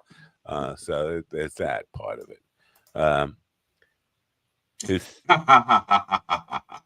Tanner just missed the spot. Well, on the hands? No, they actually overdid it on the hands, right? They were putting so much makeup on there that it became obvious that they were covering up the bruising on the hands. But I think they bruised his hand in the process of doing the makeup. Yeah. So I don't know that Vance is necessarily going to cut it, because now he's tied to this Epstein stuff in a way, because he's part of the denial, and the Democrats are it's all a Democratic hoax. Everything is a Democratic hoax, right? But so it's not like Vance can just walk away without any blood on him. He voluntarily washed himself in the blood of Epstein. Yeah, they like the blood. Yeah. So I don't know if he's looking at. Yeah, I think to a point he is relishing the idea of Trump being either impeached or 25th Amendment or dying, and becoming president. But I don't know how he governs effectively, coming from what he voluntarily put on himself as being part of this. It's not like it's going to go away, right? Vance isn't on the Epstein list. He was not on Epstein Island. I think we can assume that to be true. But still, he wasn't rich enough. He wasn't rich enough back then. He's still alive. He'd be rich enough to be on it. Yeah, but he's still covering, and the entire Republican Party is making excuses and trying to cover up for pedophilia, and there's no way you can justify that long term. I mean, maybe they can talk to the cult about it, but are we a pedophile nation of people who just, if so, just pass a law that you can fucking ass rape anybody at any age, because that's what they want. That's what they're condoning here. I personally, what I love about all of this, what I personally truly love about it all, for years and decades, I have been hearing from these whiteys in my family and other places. Oh, we need law and order, protect law and order. The law is everything. But now, when it comes to pedophilia, it's like, Not only that, when it comes to identity theft and selling stolen cars, this guy, and this was the point I brought up to him. You're for law and order as long as it's not you. They're lock up everybody, but not me. That's a persecution. Exactly. It was like some of those bitches of the Day of Sad Whites, January 6th, when they were in jail complaining, "Oh, the food here is terrible." Yeah. I was looking for this thing because it's relevant to the J.D. Vance thing. The other day, Nick the Nazi, Nick Fuentes, affectionately known as Nick the Nazi. He is a Nazi, the self-proclaimed Nazi. He came out and said, fuck Trump. The liberals were right all along. He's a fucking scam artist. He's the biggest scam artist ever in the country, the worst president. And this is Nick the Nazi, who was a diehard Trump supporter, coming out and saying, we were scammed. This guy's full of shit. He's no good. And then when I highlighted that piece on Twitter, one guy came back and started saying they're setting him up to take over for Trump when they really, and then the Vance supporters said, no, they have the guy in Vance. And then these guys are arguing back and forth that it's Vance or Nick the Nazi going to take over for Trump. It's like, I'm pretty sure it's Vance. I don't think Nick the Nazi has a fucking shot here. But I think Don Jr. wants it, but he just can't clean up long enough to be a stable force in their party. Yeah, I can't find that fucking thing. What did you see the video of J.D. Vance running when he was with the Marines? Oh no, somebody did mention that though. They said you seen him run. They were talking about him. Yeah, he can't run. He runs like a girl or something. No, it's nothing. That would be insulting to women. I don't even know what this is. Wow. And he said the other day he was also once a Marine, always a Marine. Like, you were never a Marine. You were a fucking photographer, right? A media guy. You were a pencil pusher in an office. You were not a real Marine. The real story, the real reason is, he likes to be close to men. Yeah. Wow. Large men. I'm not sure. Hands. I think his preference is couches. I don't think he likes men. Rough hand of a man on his back as his face is being plowed into that love seat. Yeah, but here's a throw pillow, my son. Bite back. Yeah. Yeah, I don't know. It's what a fucking way to end the week, man. I knew this week was going to be crazy, and I knew today would be particularly confrontational. I'm glad I'm not wrong. I wasn't wrong about that. The other day with Ray, I was actually happy that Ray was not a Trumper, even though I was assuming he was. He basically was a good guy. You can't be a Trumper and a good guy. You can't be. But I was relieved with that. But today I was certain this was going to go, and I knew how it was going to. I didn't think it would end with me telling the guy. Maybe I did. In the back of my mind, I knew it would end up with me telling the guy, "I'm glad you got ass raped in prison, you fucking retard." But I didn't think it would end with, "Are you going to show yourself out, or do I have to kick you fucking?" Well, in this area, I definitely have noticed for months and months, like the Trump signs and stuff have been disappearing from people's houses. Like they're taking the shit down. I think there's like one guy around this area that still has something up, but others have taken shit down. Yeah, there are so many people who are just still, like Chris Cuomo, saying, "I have not seen any evidence linking Trump to Epstein." And he may not have seen, again, they parse words. You'd have to be fucking Ray Charles, Helen Keller, and I don't know. Well, they parse words like he may define evidence in a legal sense. In that case, says, well, I haven't seen evidence because it hasn't been in court. Something like that. Because you notice that. What he said, and I understand what you're saying, but he said, I haven't seen any evidence that there's any connection between Trump and Epstein. Like, not even, forget about the pedophilia. I haven't seen that there's any connection between two of them. Donald Trump has admitted in public several times that he was good friends with Jeffrey Epstein, and that they shared a common interest in women, many of them on the younger side. Yeah. Ron, that's just a picture of them together. That's not AI, buddy. AI did that. AI before AI was a thing. Well, we can easily pull up some of the video of them together. No doubt about it.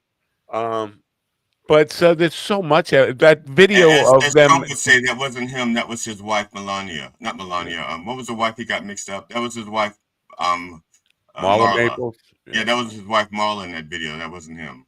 Yeah.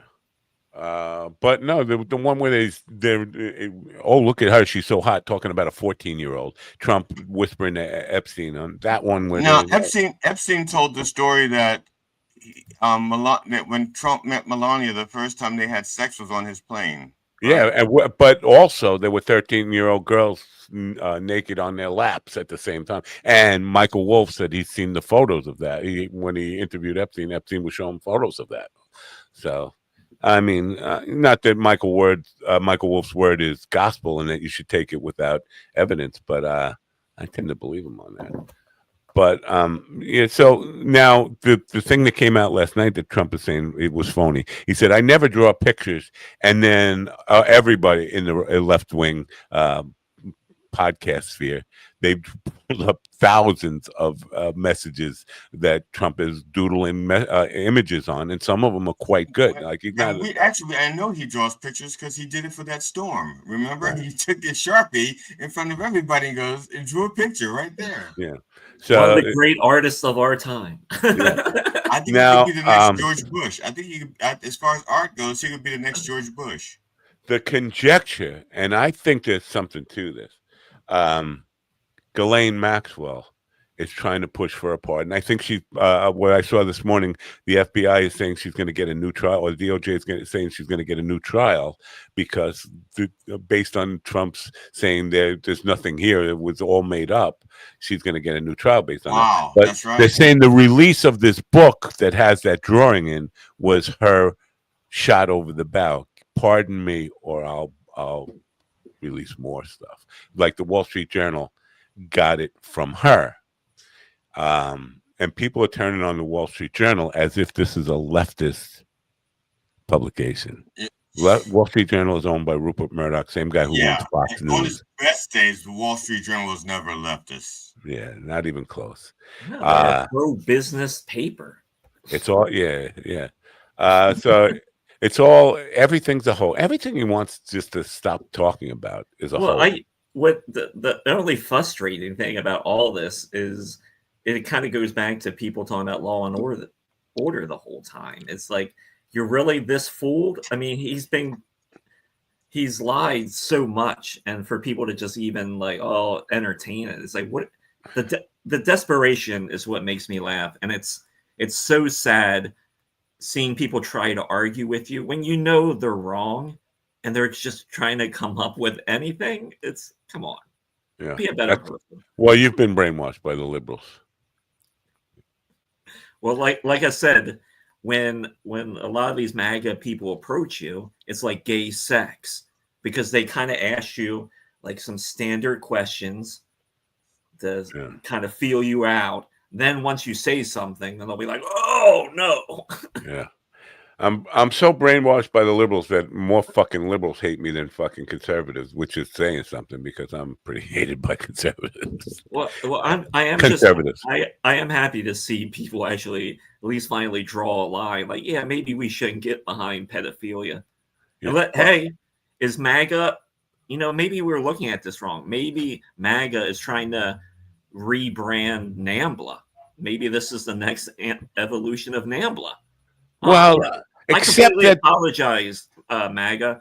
I didn't know you were rebranding the move away from NAMBLA. I know you are Mr. Everybody's bisexual, but if I could kind of to put a spin on that, I think it would be NAMGLA, because it seems that they are more interested in young girls than young boys. But I'm certain there are some of them, like Matt Gaetz, who like young boys. He adopted whatever they Nestor. I mean, statistically, I think that's impossible. Yeah. You got Gates and Mike Johnson both with adopting young boys who are around their house for a while, and then they disappear. Well, there's stories about Peter Thiel, because he's like married apparently, and his wife has to keep him away from. Wait, he married to a guy or a girl? Cause he's openly gay. I think he was or still is married to a woman. I'm not sure. Now you talk about confused. I mean, a guy who was openly gay then decides to marry a woman and have affairs with young boys. That's fucking weird. I mean, there's no other way to say it. That's weird. But yeah, I don't know. I think we are. It says he's married to Matt Denzason since October 2017. Okay. Well, he may have been married to a woman. That I'm not certain. I think he's the Antichrist, and I'm not a big believer in that whole Book of Revelation stuff. But if there anybody he doesn't even need makeup to play the part in a movie. He's got the swelling, the redness. He looks like horns are about to pop out any moment, right? So if there's anybody who is capable of being that, I would like to think it would be Trump, but it's him. I think it's him. So basically, it would be interesting. Why don't they just bring Ghislaine Maxwell in front of Congress and let her testify about what she knows? Is there a little black book? Because I thought there was a little black book that kind of got her convicted in the first place. That would be the equivalent of Epstein's list. And I don't care if Bill Clinton is on it. I don't care if any fucking Democrat is on it. Fucking lock them up too. And Bill Gates is like, he's never run for office. Somehow he is. They're saying Joe Biden kept it to protect Bill Gates. Come on, nobody gives a fuck about Bill Gates. Let Bill Gates go to jail. Nobody do you personally care if Bill Gates goes to jail or is outed as being a pedophile? Well, yeah. I mean, if he is, then he should go to jail or whatever. Like, I don't care if you're a Republican, Democrat, Independent. If you I completely understand. Like, some of the people on that list did not do those things because some of them just had business ties. But for the ones that that are definitely in those files and shit like that, there are other people that did a lot of bad shit. And obviously, horn dogs could be one of them. Could be one of them.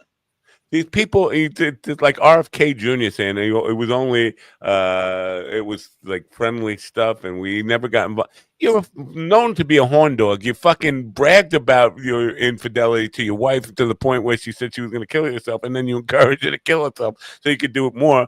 You're known for land, and you're a Kennedy. Come on. And why is it not in the realm of possibility? Like, for example, we know that Stephen Hawking was on that island, and he had a propensity of having a huge chalkboard and having like dwarves do complex math problems. Yeah. Stephen King is on the list. And I don't fucking care. Stephen King is on the list. He should go to fucking prison for it. Well, being on the list is not necessarily. I'm just saying. Being on the being on the list does not necessarily mean you did something wrong, as much as says you hung out with them. Now, but every pedophile, yes, every pedophile, regardless of race, religion, creed, economic status, and contribution to society, needs to be punished. And also, to be fair to those people, I mean, that guy had a lot of power, money, and influence. So it makes sense that he would have connections to all these higher ups because he had access to them. Yeah. And it's also in the realm of possibility that, they're all not fucking kids, because some of them could have just had business dealings or run-ins with them and things like that. Yeah. Yeah. I'm sure not everybody who had run-ins with P. Diddy, participated in his parties. Like the guy who sold baby oil may only have sold baby oil. That's it. He goes like, look, I sell baby oil. I get paid a good amount of money to sell baby oil. He's my best customer. I never stopped to ask him, why does he need all the baby oil? And sex parties aren't illegal. So right. I can't remember. It's like an Indian name. Well, please stand by while we try to pronounce a foreign name. The guy, Sanya Ingretti or something. He used to do the show with Crystal Ball. He was the right wing guy, and Crystal was obviously the left wing part of it. He's on Andrew Schultz. He was on Tucker Carlson's podcast and detailing the complete history of Jeffrey Epstein. This guy, he's good. He was going through how Epstein got started by Bill Barr's father.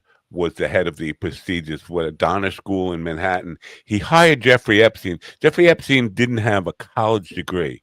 He hired him as a math teacher in a prestigious private school without any fucking college degree at all. You can't, that's impossible. I mean, you couldn't talk about background checks. Do you have a fucking degree? And what's your qualification to teach math?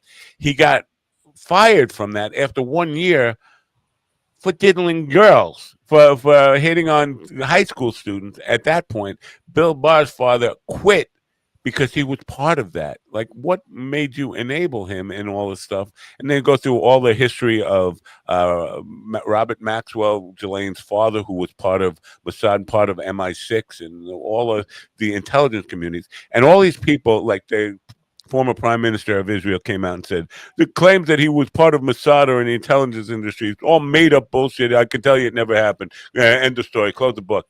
No, it's not. Isn't that exactly what a prime minister would say about anybody who was accused of being part of the intelligence community there? So the question for you guys, do you think he was CIA or at Mossad or any of these intelligence agencies owned Epstein? Now, let me finish what I'm saying here, because not necessarily he was an employee, and Ingretti makes this kind of just because he didn't get a paycheck from them doesn't mean he wasn't an asset. You don't have to be an employee to be used by the CIA or MI6 or Mossad or any of these things, but they can use you to get blackmail stuff. Do you think there's anything to that? Well, I think it's possible. I mean, back in the day, a friend of mine thought that they were, like I said, they were a quote diplomat for the government, and they were suggesting that I apply for the CIA. They thought that I could do some of the work. Black ops? Very black. So, and I said no, because I said I have like a lot of stuff in my past that's not mine, but my family stuff. Like I said, my father was a numbers runner. I have cousins that were like huge drug distributors and car thieves and money launderers and stuff like that. That runs deep in my family. So let me, before you go on, you're saying they would persecute you because they did a background check and you feel persecuted by that? No. But but he goes, no. He goes, that actually would be an asset to you because it makes you vulnerable, and they know that they could get you to do anything they want, so they don't, so that you don't get this information out there. And the thing is, I wouldn't be blackmailable because everybody, it's not like my father was a numbers runner and nobody knew it. The people he was running numbers for knew it. Oh, look. Speaking of pedophiles, we have our resident pedophile is joining us. We can't talk to him. His lunch break starts at 11. They go to lunch between 11 and something, and he's here at 10:59. Well, he's on location from Epstein Island reporting in. Good morning, Mr. Stephen Epstein. Wow, good morning. Weather's nice. Children are young. Great day. So I just waved to you. You're just not going to wave back, you ignorant little fuck. I'm going to give you 2 minutes if you could take all that time. Go ahead, make your best defense of why that Jackie Robinson was pristine comedy, and how I'm the only person on the planet who doesn't get it. GD didn't seem to laugh either. No, I have in no way, shape, or form do I think it's pristine comedy. I think it's definitely. Sounds like he's all choked up. Trying to just. Stephen, we got nothing there. No, we got you looking at the ceiling, going. You don't hear me at all? No, you're frozen. Your face is frozen. So, you know what? I'm glad you got ass raped in prison, you fucking retard. I mean, I'm sorry. That was a line from the wrong part of the script. Is that better? That's a little better. That's PTSD from the last guest. Yeah. Go ahead. Ass rape yourself. Ask me yourself. Say, make your best case for that being Shane Gillis's best work that I don't get. No, I don't think it's his best work. I thought it was funny. It's subjective. It's some people like it, some don't. I find wait. But I understand how comedy works, and tell me where. Because there was no setup. Do you know anything about comedy? I know there's something about comedy. I know this setup and punchline. The punchline. Here's the setup. White people used to be cool. That's the setup. And then came Jackie Robinson's first day in the major leagues. That's the punchline. I mean, I'm sure that day was a bummer for some people. Well, not the way you said it. You made it sound boring and sad. Okay, you go ahead. Go ahead. Say it where it's fucking in joke format that is funny. Go ahead. I don't have it. It's Shane's joke. I think the way he said it was funny. You think the way he said it? Is there a around here? I smell something dead. What was funny about it? What's funny about it? I just really like the idea of, even though it's a BS premise, being able to pinpoint right exactly when white people stopped being really good at baseball. Well, let me tell you something. Cool, part is wrong too. That part is wrong too, because white people. Like I said, I know it's a false premise, but yeah. Well, it was just funny. I liked it. Let me just tell you something. White people had known about black people's could have great athletes since Jack Johnson was the guy who was beating the shit out of everybody. Since Jesse Owens, 10 years earlier than Jackie Robinson, was sent to prove that to white people and win the Olympics. So the idea that black people were still somehow not up to competing with the white man in sports, that had been erased before Jackie. I mean, maybe to the average white guy back then, maybe not. I don't know. The country knew it because that's why they didn't want us to have guns in the 1700s, because they knew we were sharpshooters. I mean, and we would sharpshoot our ass up to freedom. Here's the thing: white people knew black people were good at sports and everything else. That's why That's why there was Mandingo fighting back in the day. Right. And that's why they kept us out of the other sports. They kept us out of the white sports because. Again, I'm not saying Shane Gillis can't be funny or. No, I hear what you're saying. I'm saying there is nothing funny in his best bit. The gold standard of Shane Gillis's stuff is that white people used to have this, Shane voice, and that was when they were cool. And none of that is true. No, white people never white people never talk like that, and it was never cool. Edward G. Robinson was a bad guy and a villain that people hated, and it was never cool. And he was the only white guy. And Shay, where's the funny? I'm serious. I don't know. I don't know, because like me personally, when I think about that time period, I too think, see, like I don't know. I think that too. I don't know why. It's probably just my age, probably. You know. I don't know. I hate to defend white people. I know. Just as a principle, I'm gonna. They, even the worst white people that I knew didn't talk like that. All right, Ron, am I totally off base here? That was a really funny bit. I'm not saying Shane Gillis is not capable of funny. I'm saying people are saying if you don't think that was his funniest fucking bit, his best he could do. I don't agree with that. I don't think that's his best bit by far. No, I felt like I said, I just felt his, like, from the monologue, it was very bumpy, kind of like his SNL monologue, and it almost feels like he's scared to get canceled again. Like he's being but that's bullshit, because there is no fucking cancel culture. I don't disagree with you, but I feel like when he's on these like SNL and the ESPYs, like I don't know. No, but it feels like he's being but as a comic, I don't know. If you're going to be a comedian, you shouldn't be going out there like, well, I shouldn't. I got to be careful. And I do think that you are on network television and a war show, so you're not going to come out there and be like atypical, but you got to be consistently funny. He's a very likable, chubby, big guy.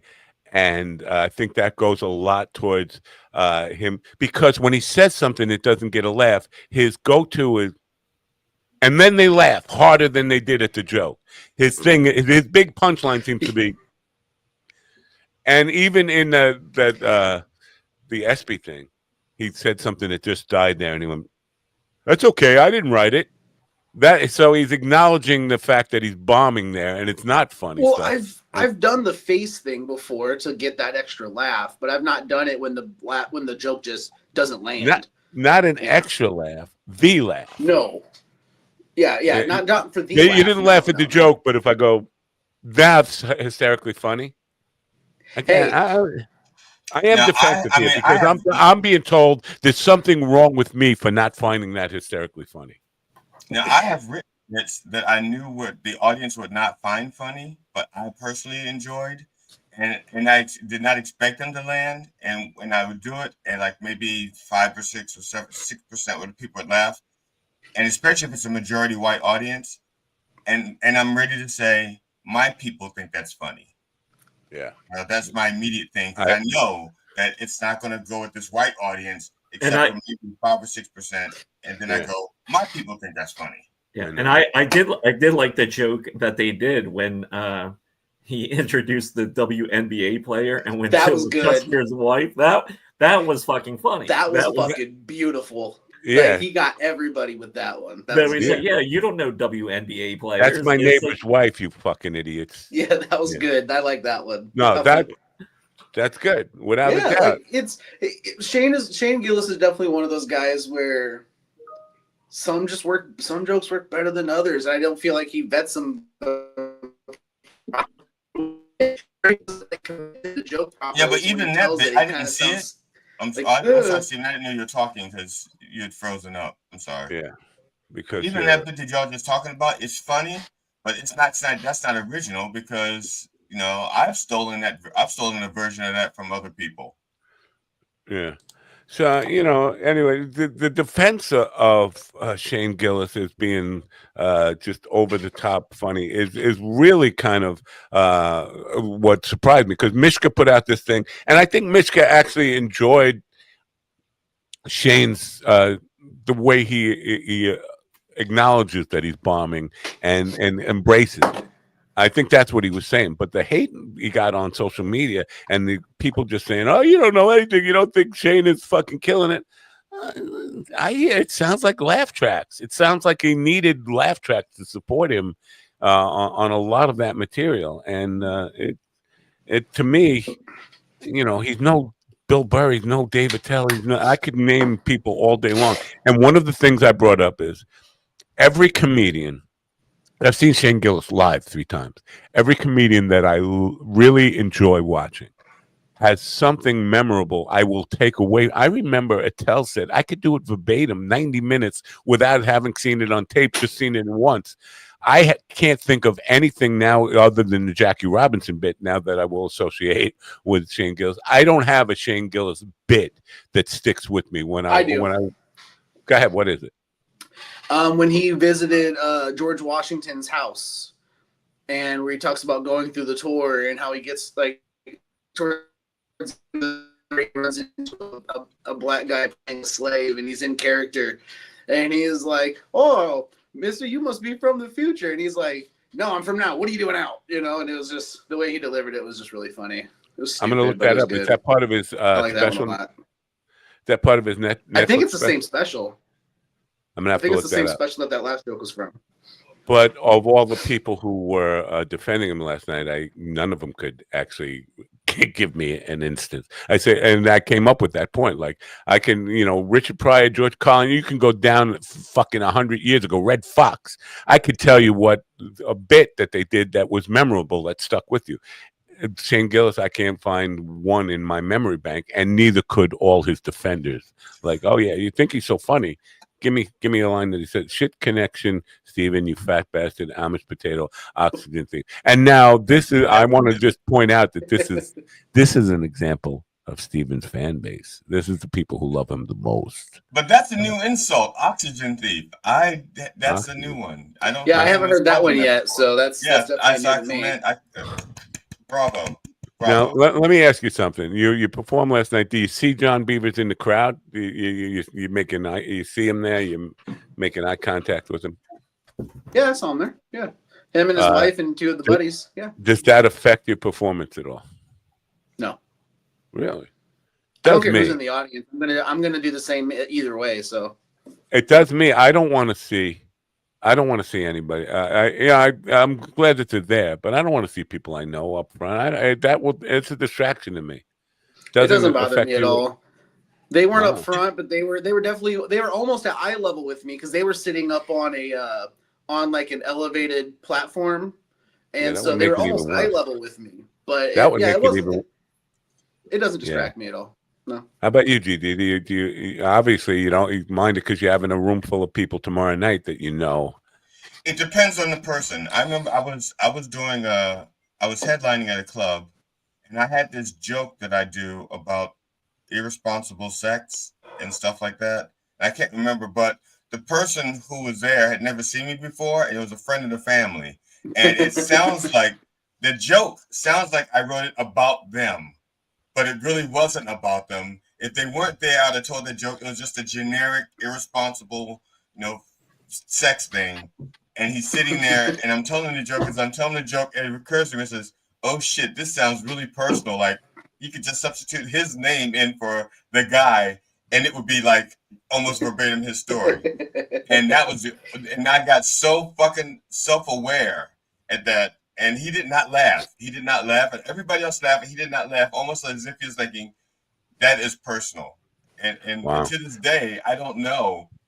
I never got to tell him that wasn't personal. I'd written that joke about just a generic, irresponsible, fucking sex, fucking minors joke, and... All right.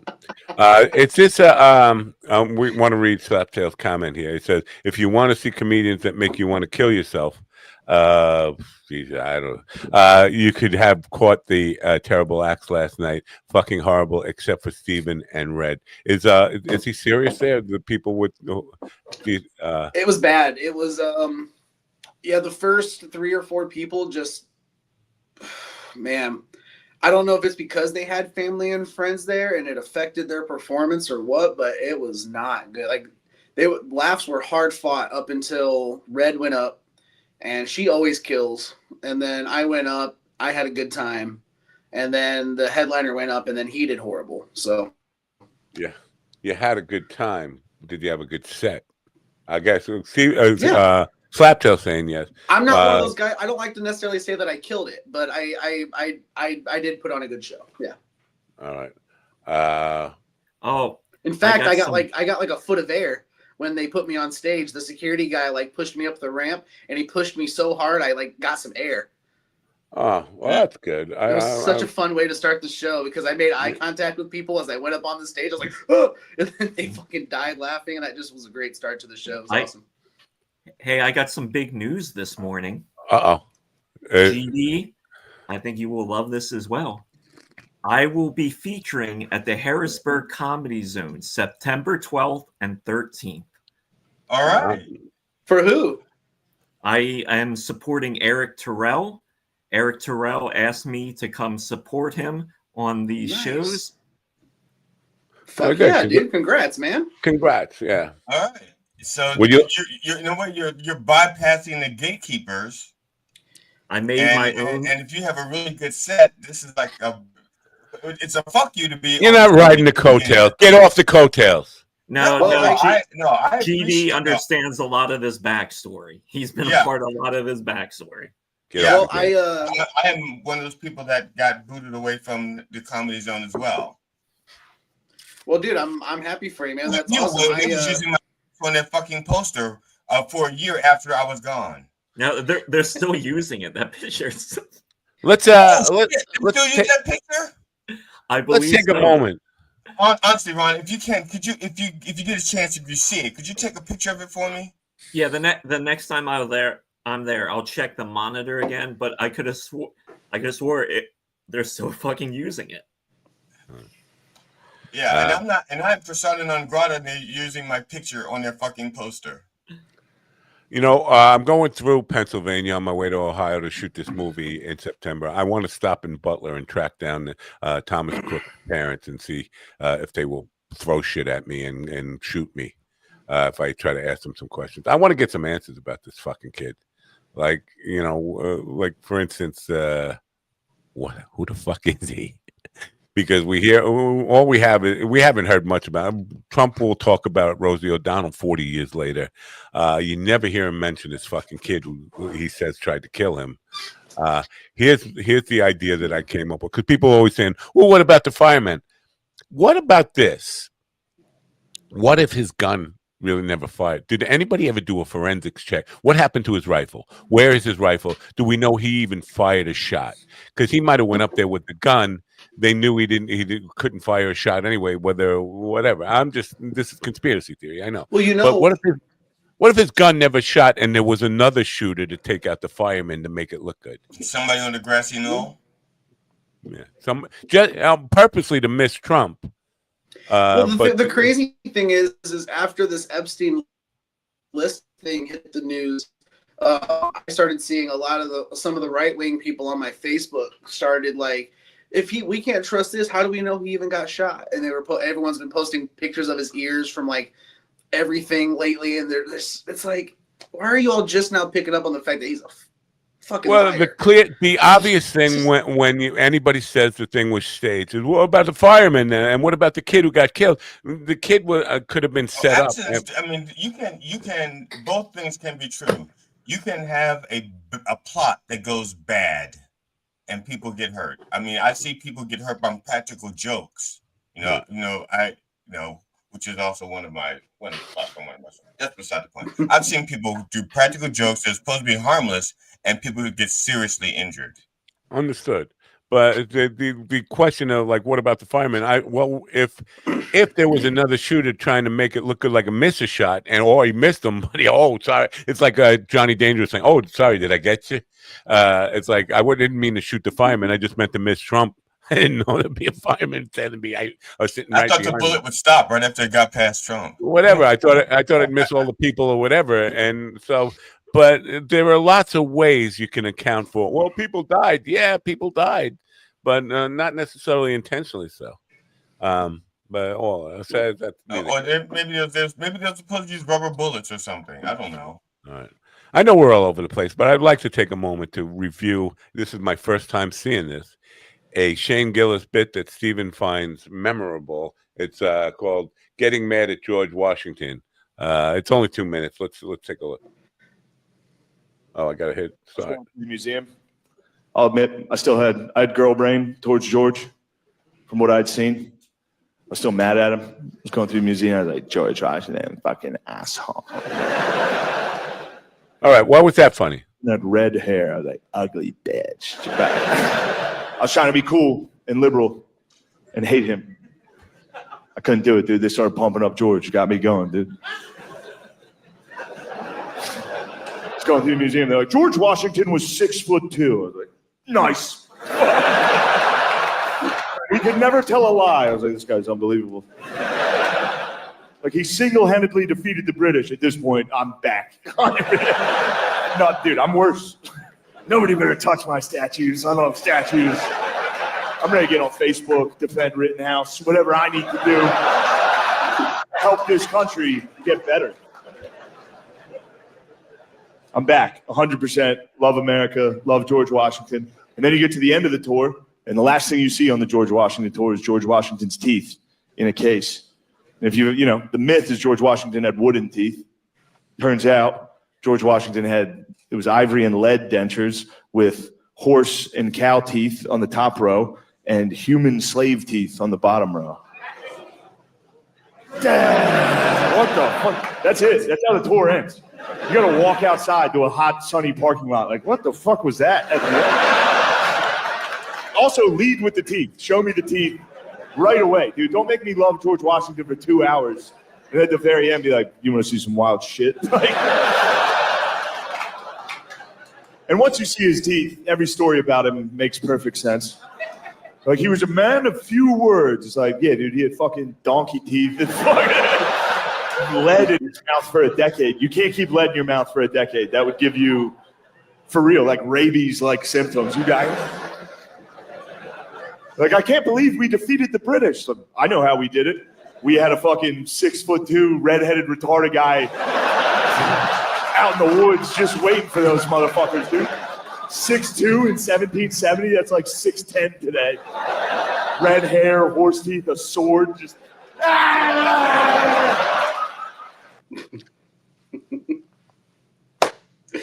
That didn't have the slave quarters part in it, damn it. I thought that looked a little short. That's all right.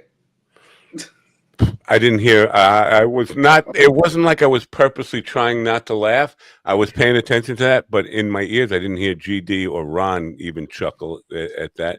No, there were two places I was going to chuckle, but I was just watching. There are two places I thought it was toward the end when he got to the horse teeth and the lead, because when he said the thing about the lead, you know, I know that the effect that lead has on the brain. So I was waiting for him to go.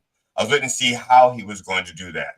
Yeah. And the 6'2" guy with the horse teeth and the wood yelling, you know, that was amusing to me. Some of the stuff, I question why people are laughing. I mean, some of the things he said are just statements. They're not punchlines. They're not setups. They're not anything.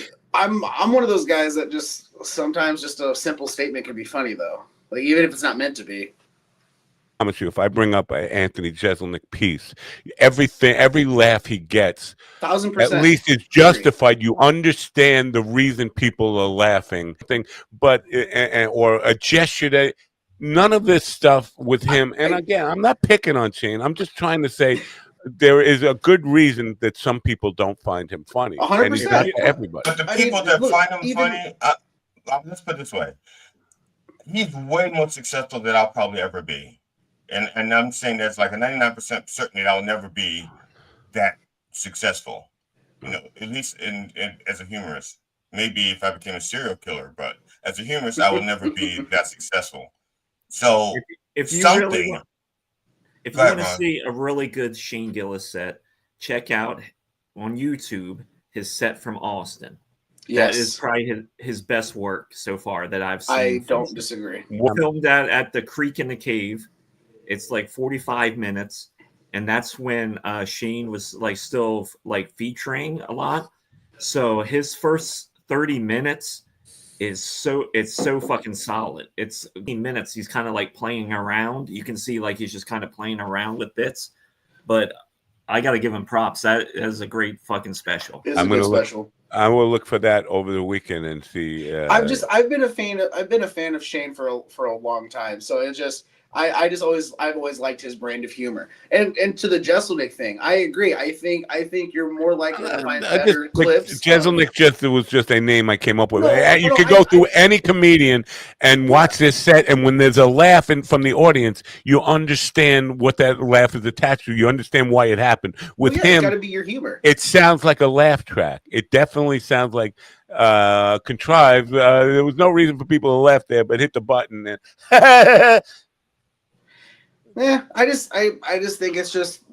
I didn't hear you laughing while he was doing that either, too. And if I told you a memorable clip of something that I thought was funny and bring it up, I'd still laugh, and I'd hear me laughing when somebody was watching. I didn't hear anything from you until it was over, and then I was laughing.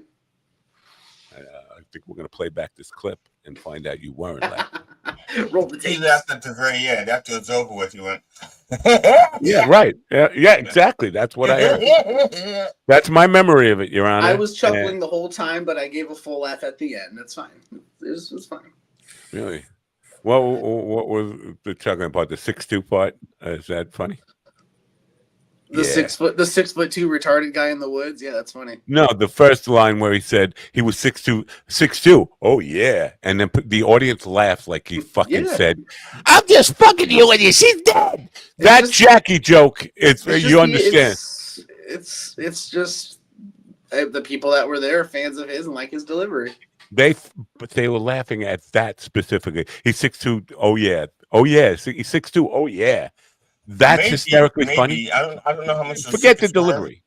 I don't know how much those tickets were, but maybe they're laughing because they're like, I spent $25 or $30 or $40, $50 on these seats. I better fucking laugh at something. I don't hate Jeselnik. God damn it. I think no, you just love you love the anti-Jeselnik, which makes you hate Jeselnik. All right. I think we've done enough damage here. You fucking. I'm glad all you guys got ass raped in prison. You fucking retards. Steven's gonna go back and get ass raped at the teller window, which is the same as being in prison. It's just a little more humiliating, I think. Right? I enjoy it. Are you going to make excuses for why they? Now you have some bad stuff in your background check. If they did a background check, they'd find out about the little kid you diddled at the Lutheran school and all that stuff. You're not claiming that as an excuse for why things went bad for you when you ended up at the. He just got a job at a bank. So no, in fact, I passed a background check and a drug test. Well, so they didn't see the stuff about the kids. Probably not. Now, how long does Quaalude stay in your system? How long does what? So you weren't taking them; you were putting them in other people's drinks. Never mind; it wouldn't have shown up. How long does your NAMBLA card stay in? Is it good for? Never got one. Don't know. You have to renew it every 6 months or something. According to the FDIC, it's every 12 months, but we'll see. All right. If I don't get, I'll probably get canceled for today, but that's fine. I'm ready. I think I'm ready to lay down. You'll get Colbert canceled. It's like you're canceled, but you don't stop until May. Oh, hey, the week of July 28th, I should be on almost every day with you guys. Woo! We look forward to that. Just the last thing on Colbert. Midas Touch. I understand they are pulling in big numbers. Midas Touch podcast network, whatever. They offer Stephen Colbert. Oh, if you just to let you know, the door's always open. The guy's gonna go from late night, prime time, major network to Midas Touch podcast. And they're seriously like, oh, we can come here. Like, I don't think he's even gonna fucking read. No, but if he stayed on network television, I'm not asking Matt because Matt has like zero knowledge of late night television. Or television. I don't even know how to turn it on. I know that light is somebody else watching you. But Ron and Steven, if let's say he leaves CBS and there's another shot someplace, like obviously ABC, NBC have somebody under contract for a while. So like Fox, TBS. Central. I mean, I wouldn't be surprised to see him end up on something like Netflix even. I mean, John Mulaney's show was doing pretty good on Netflix. So I could see Colbert going to Netflix or Prime or something and doing Conan did well on TBS. They had never replaced They never replaced Conan after he left TBS, right? And then they were doing very well with him there. So TBS, or I'm thinking like Comedy Central, because right now after Jon Stewart, they have Office reruns. Colbert did really well on Comedy Central.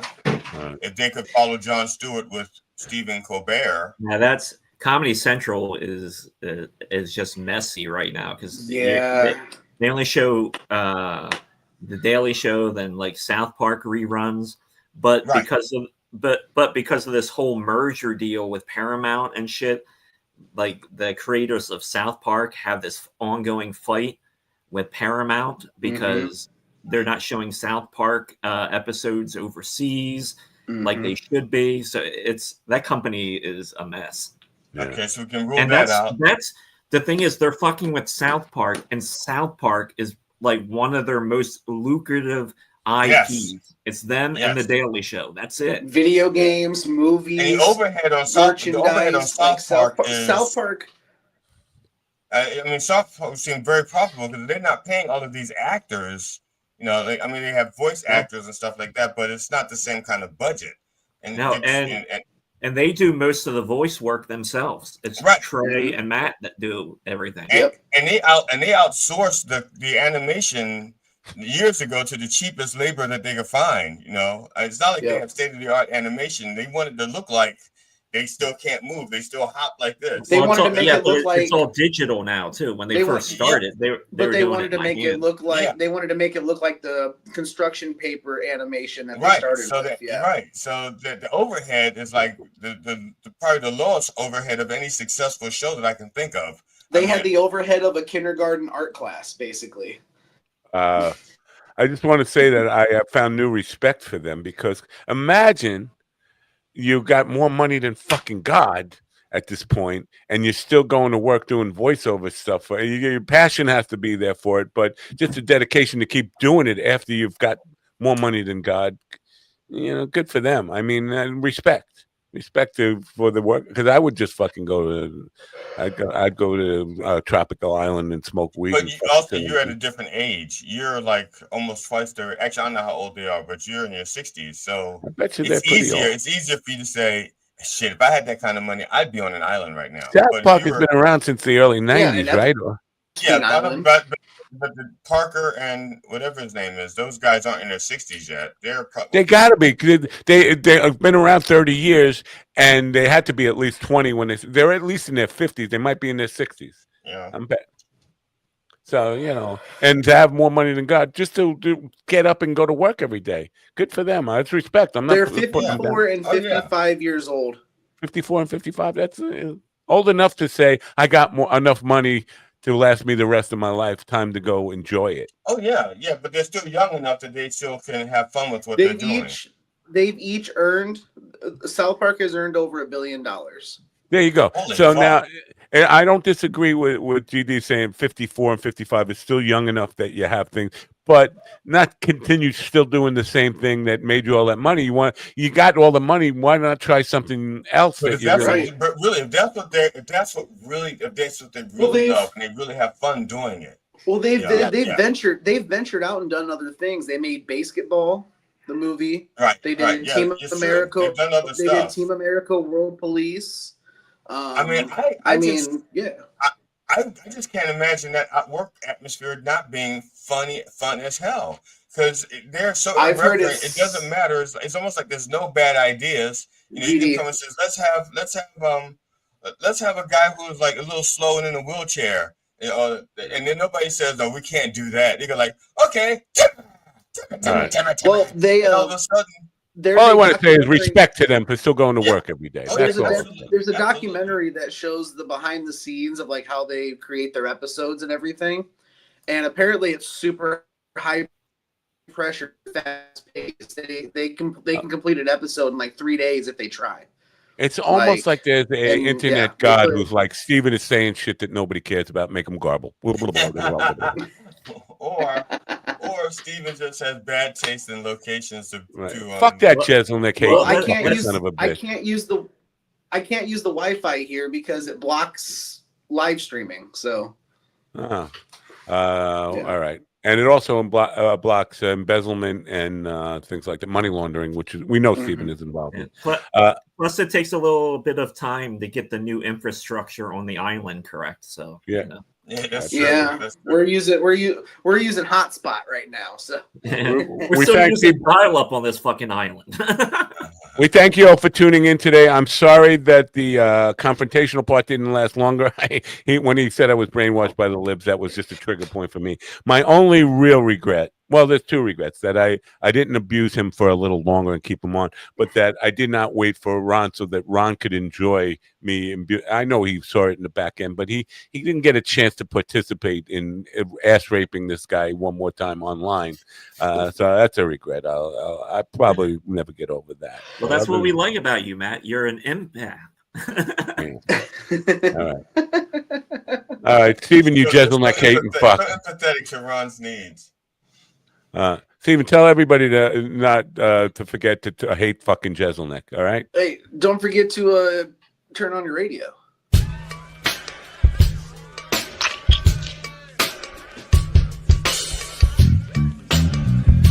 Speak American. Jezelneck eating fuck. Vagina. Are you high right now? What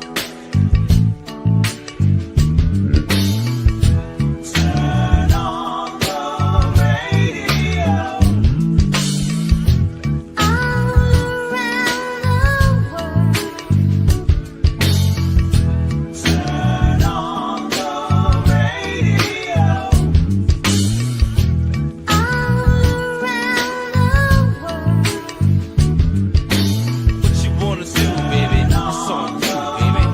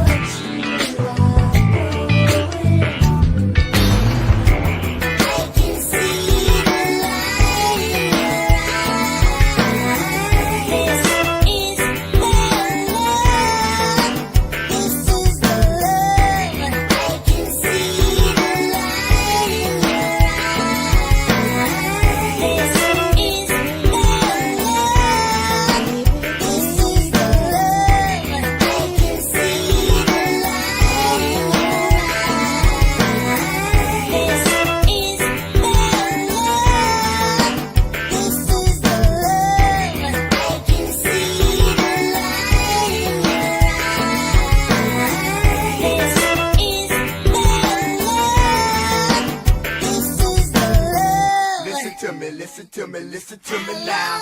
Listen to me, listen to me, listen to me now. Listen to me, listen to me, listen to me now. Listen to me, listen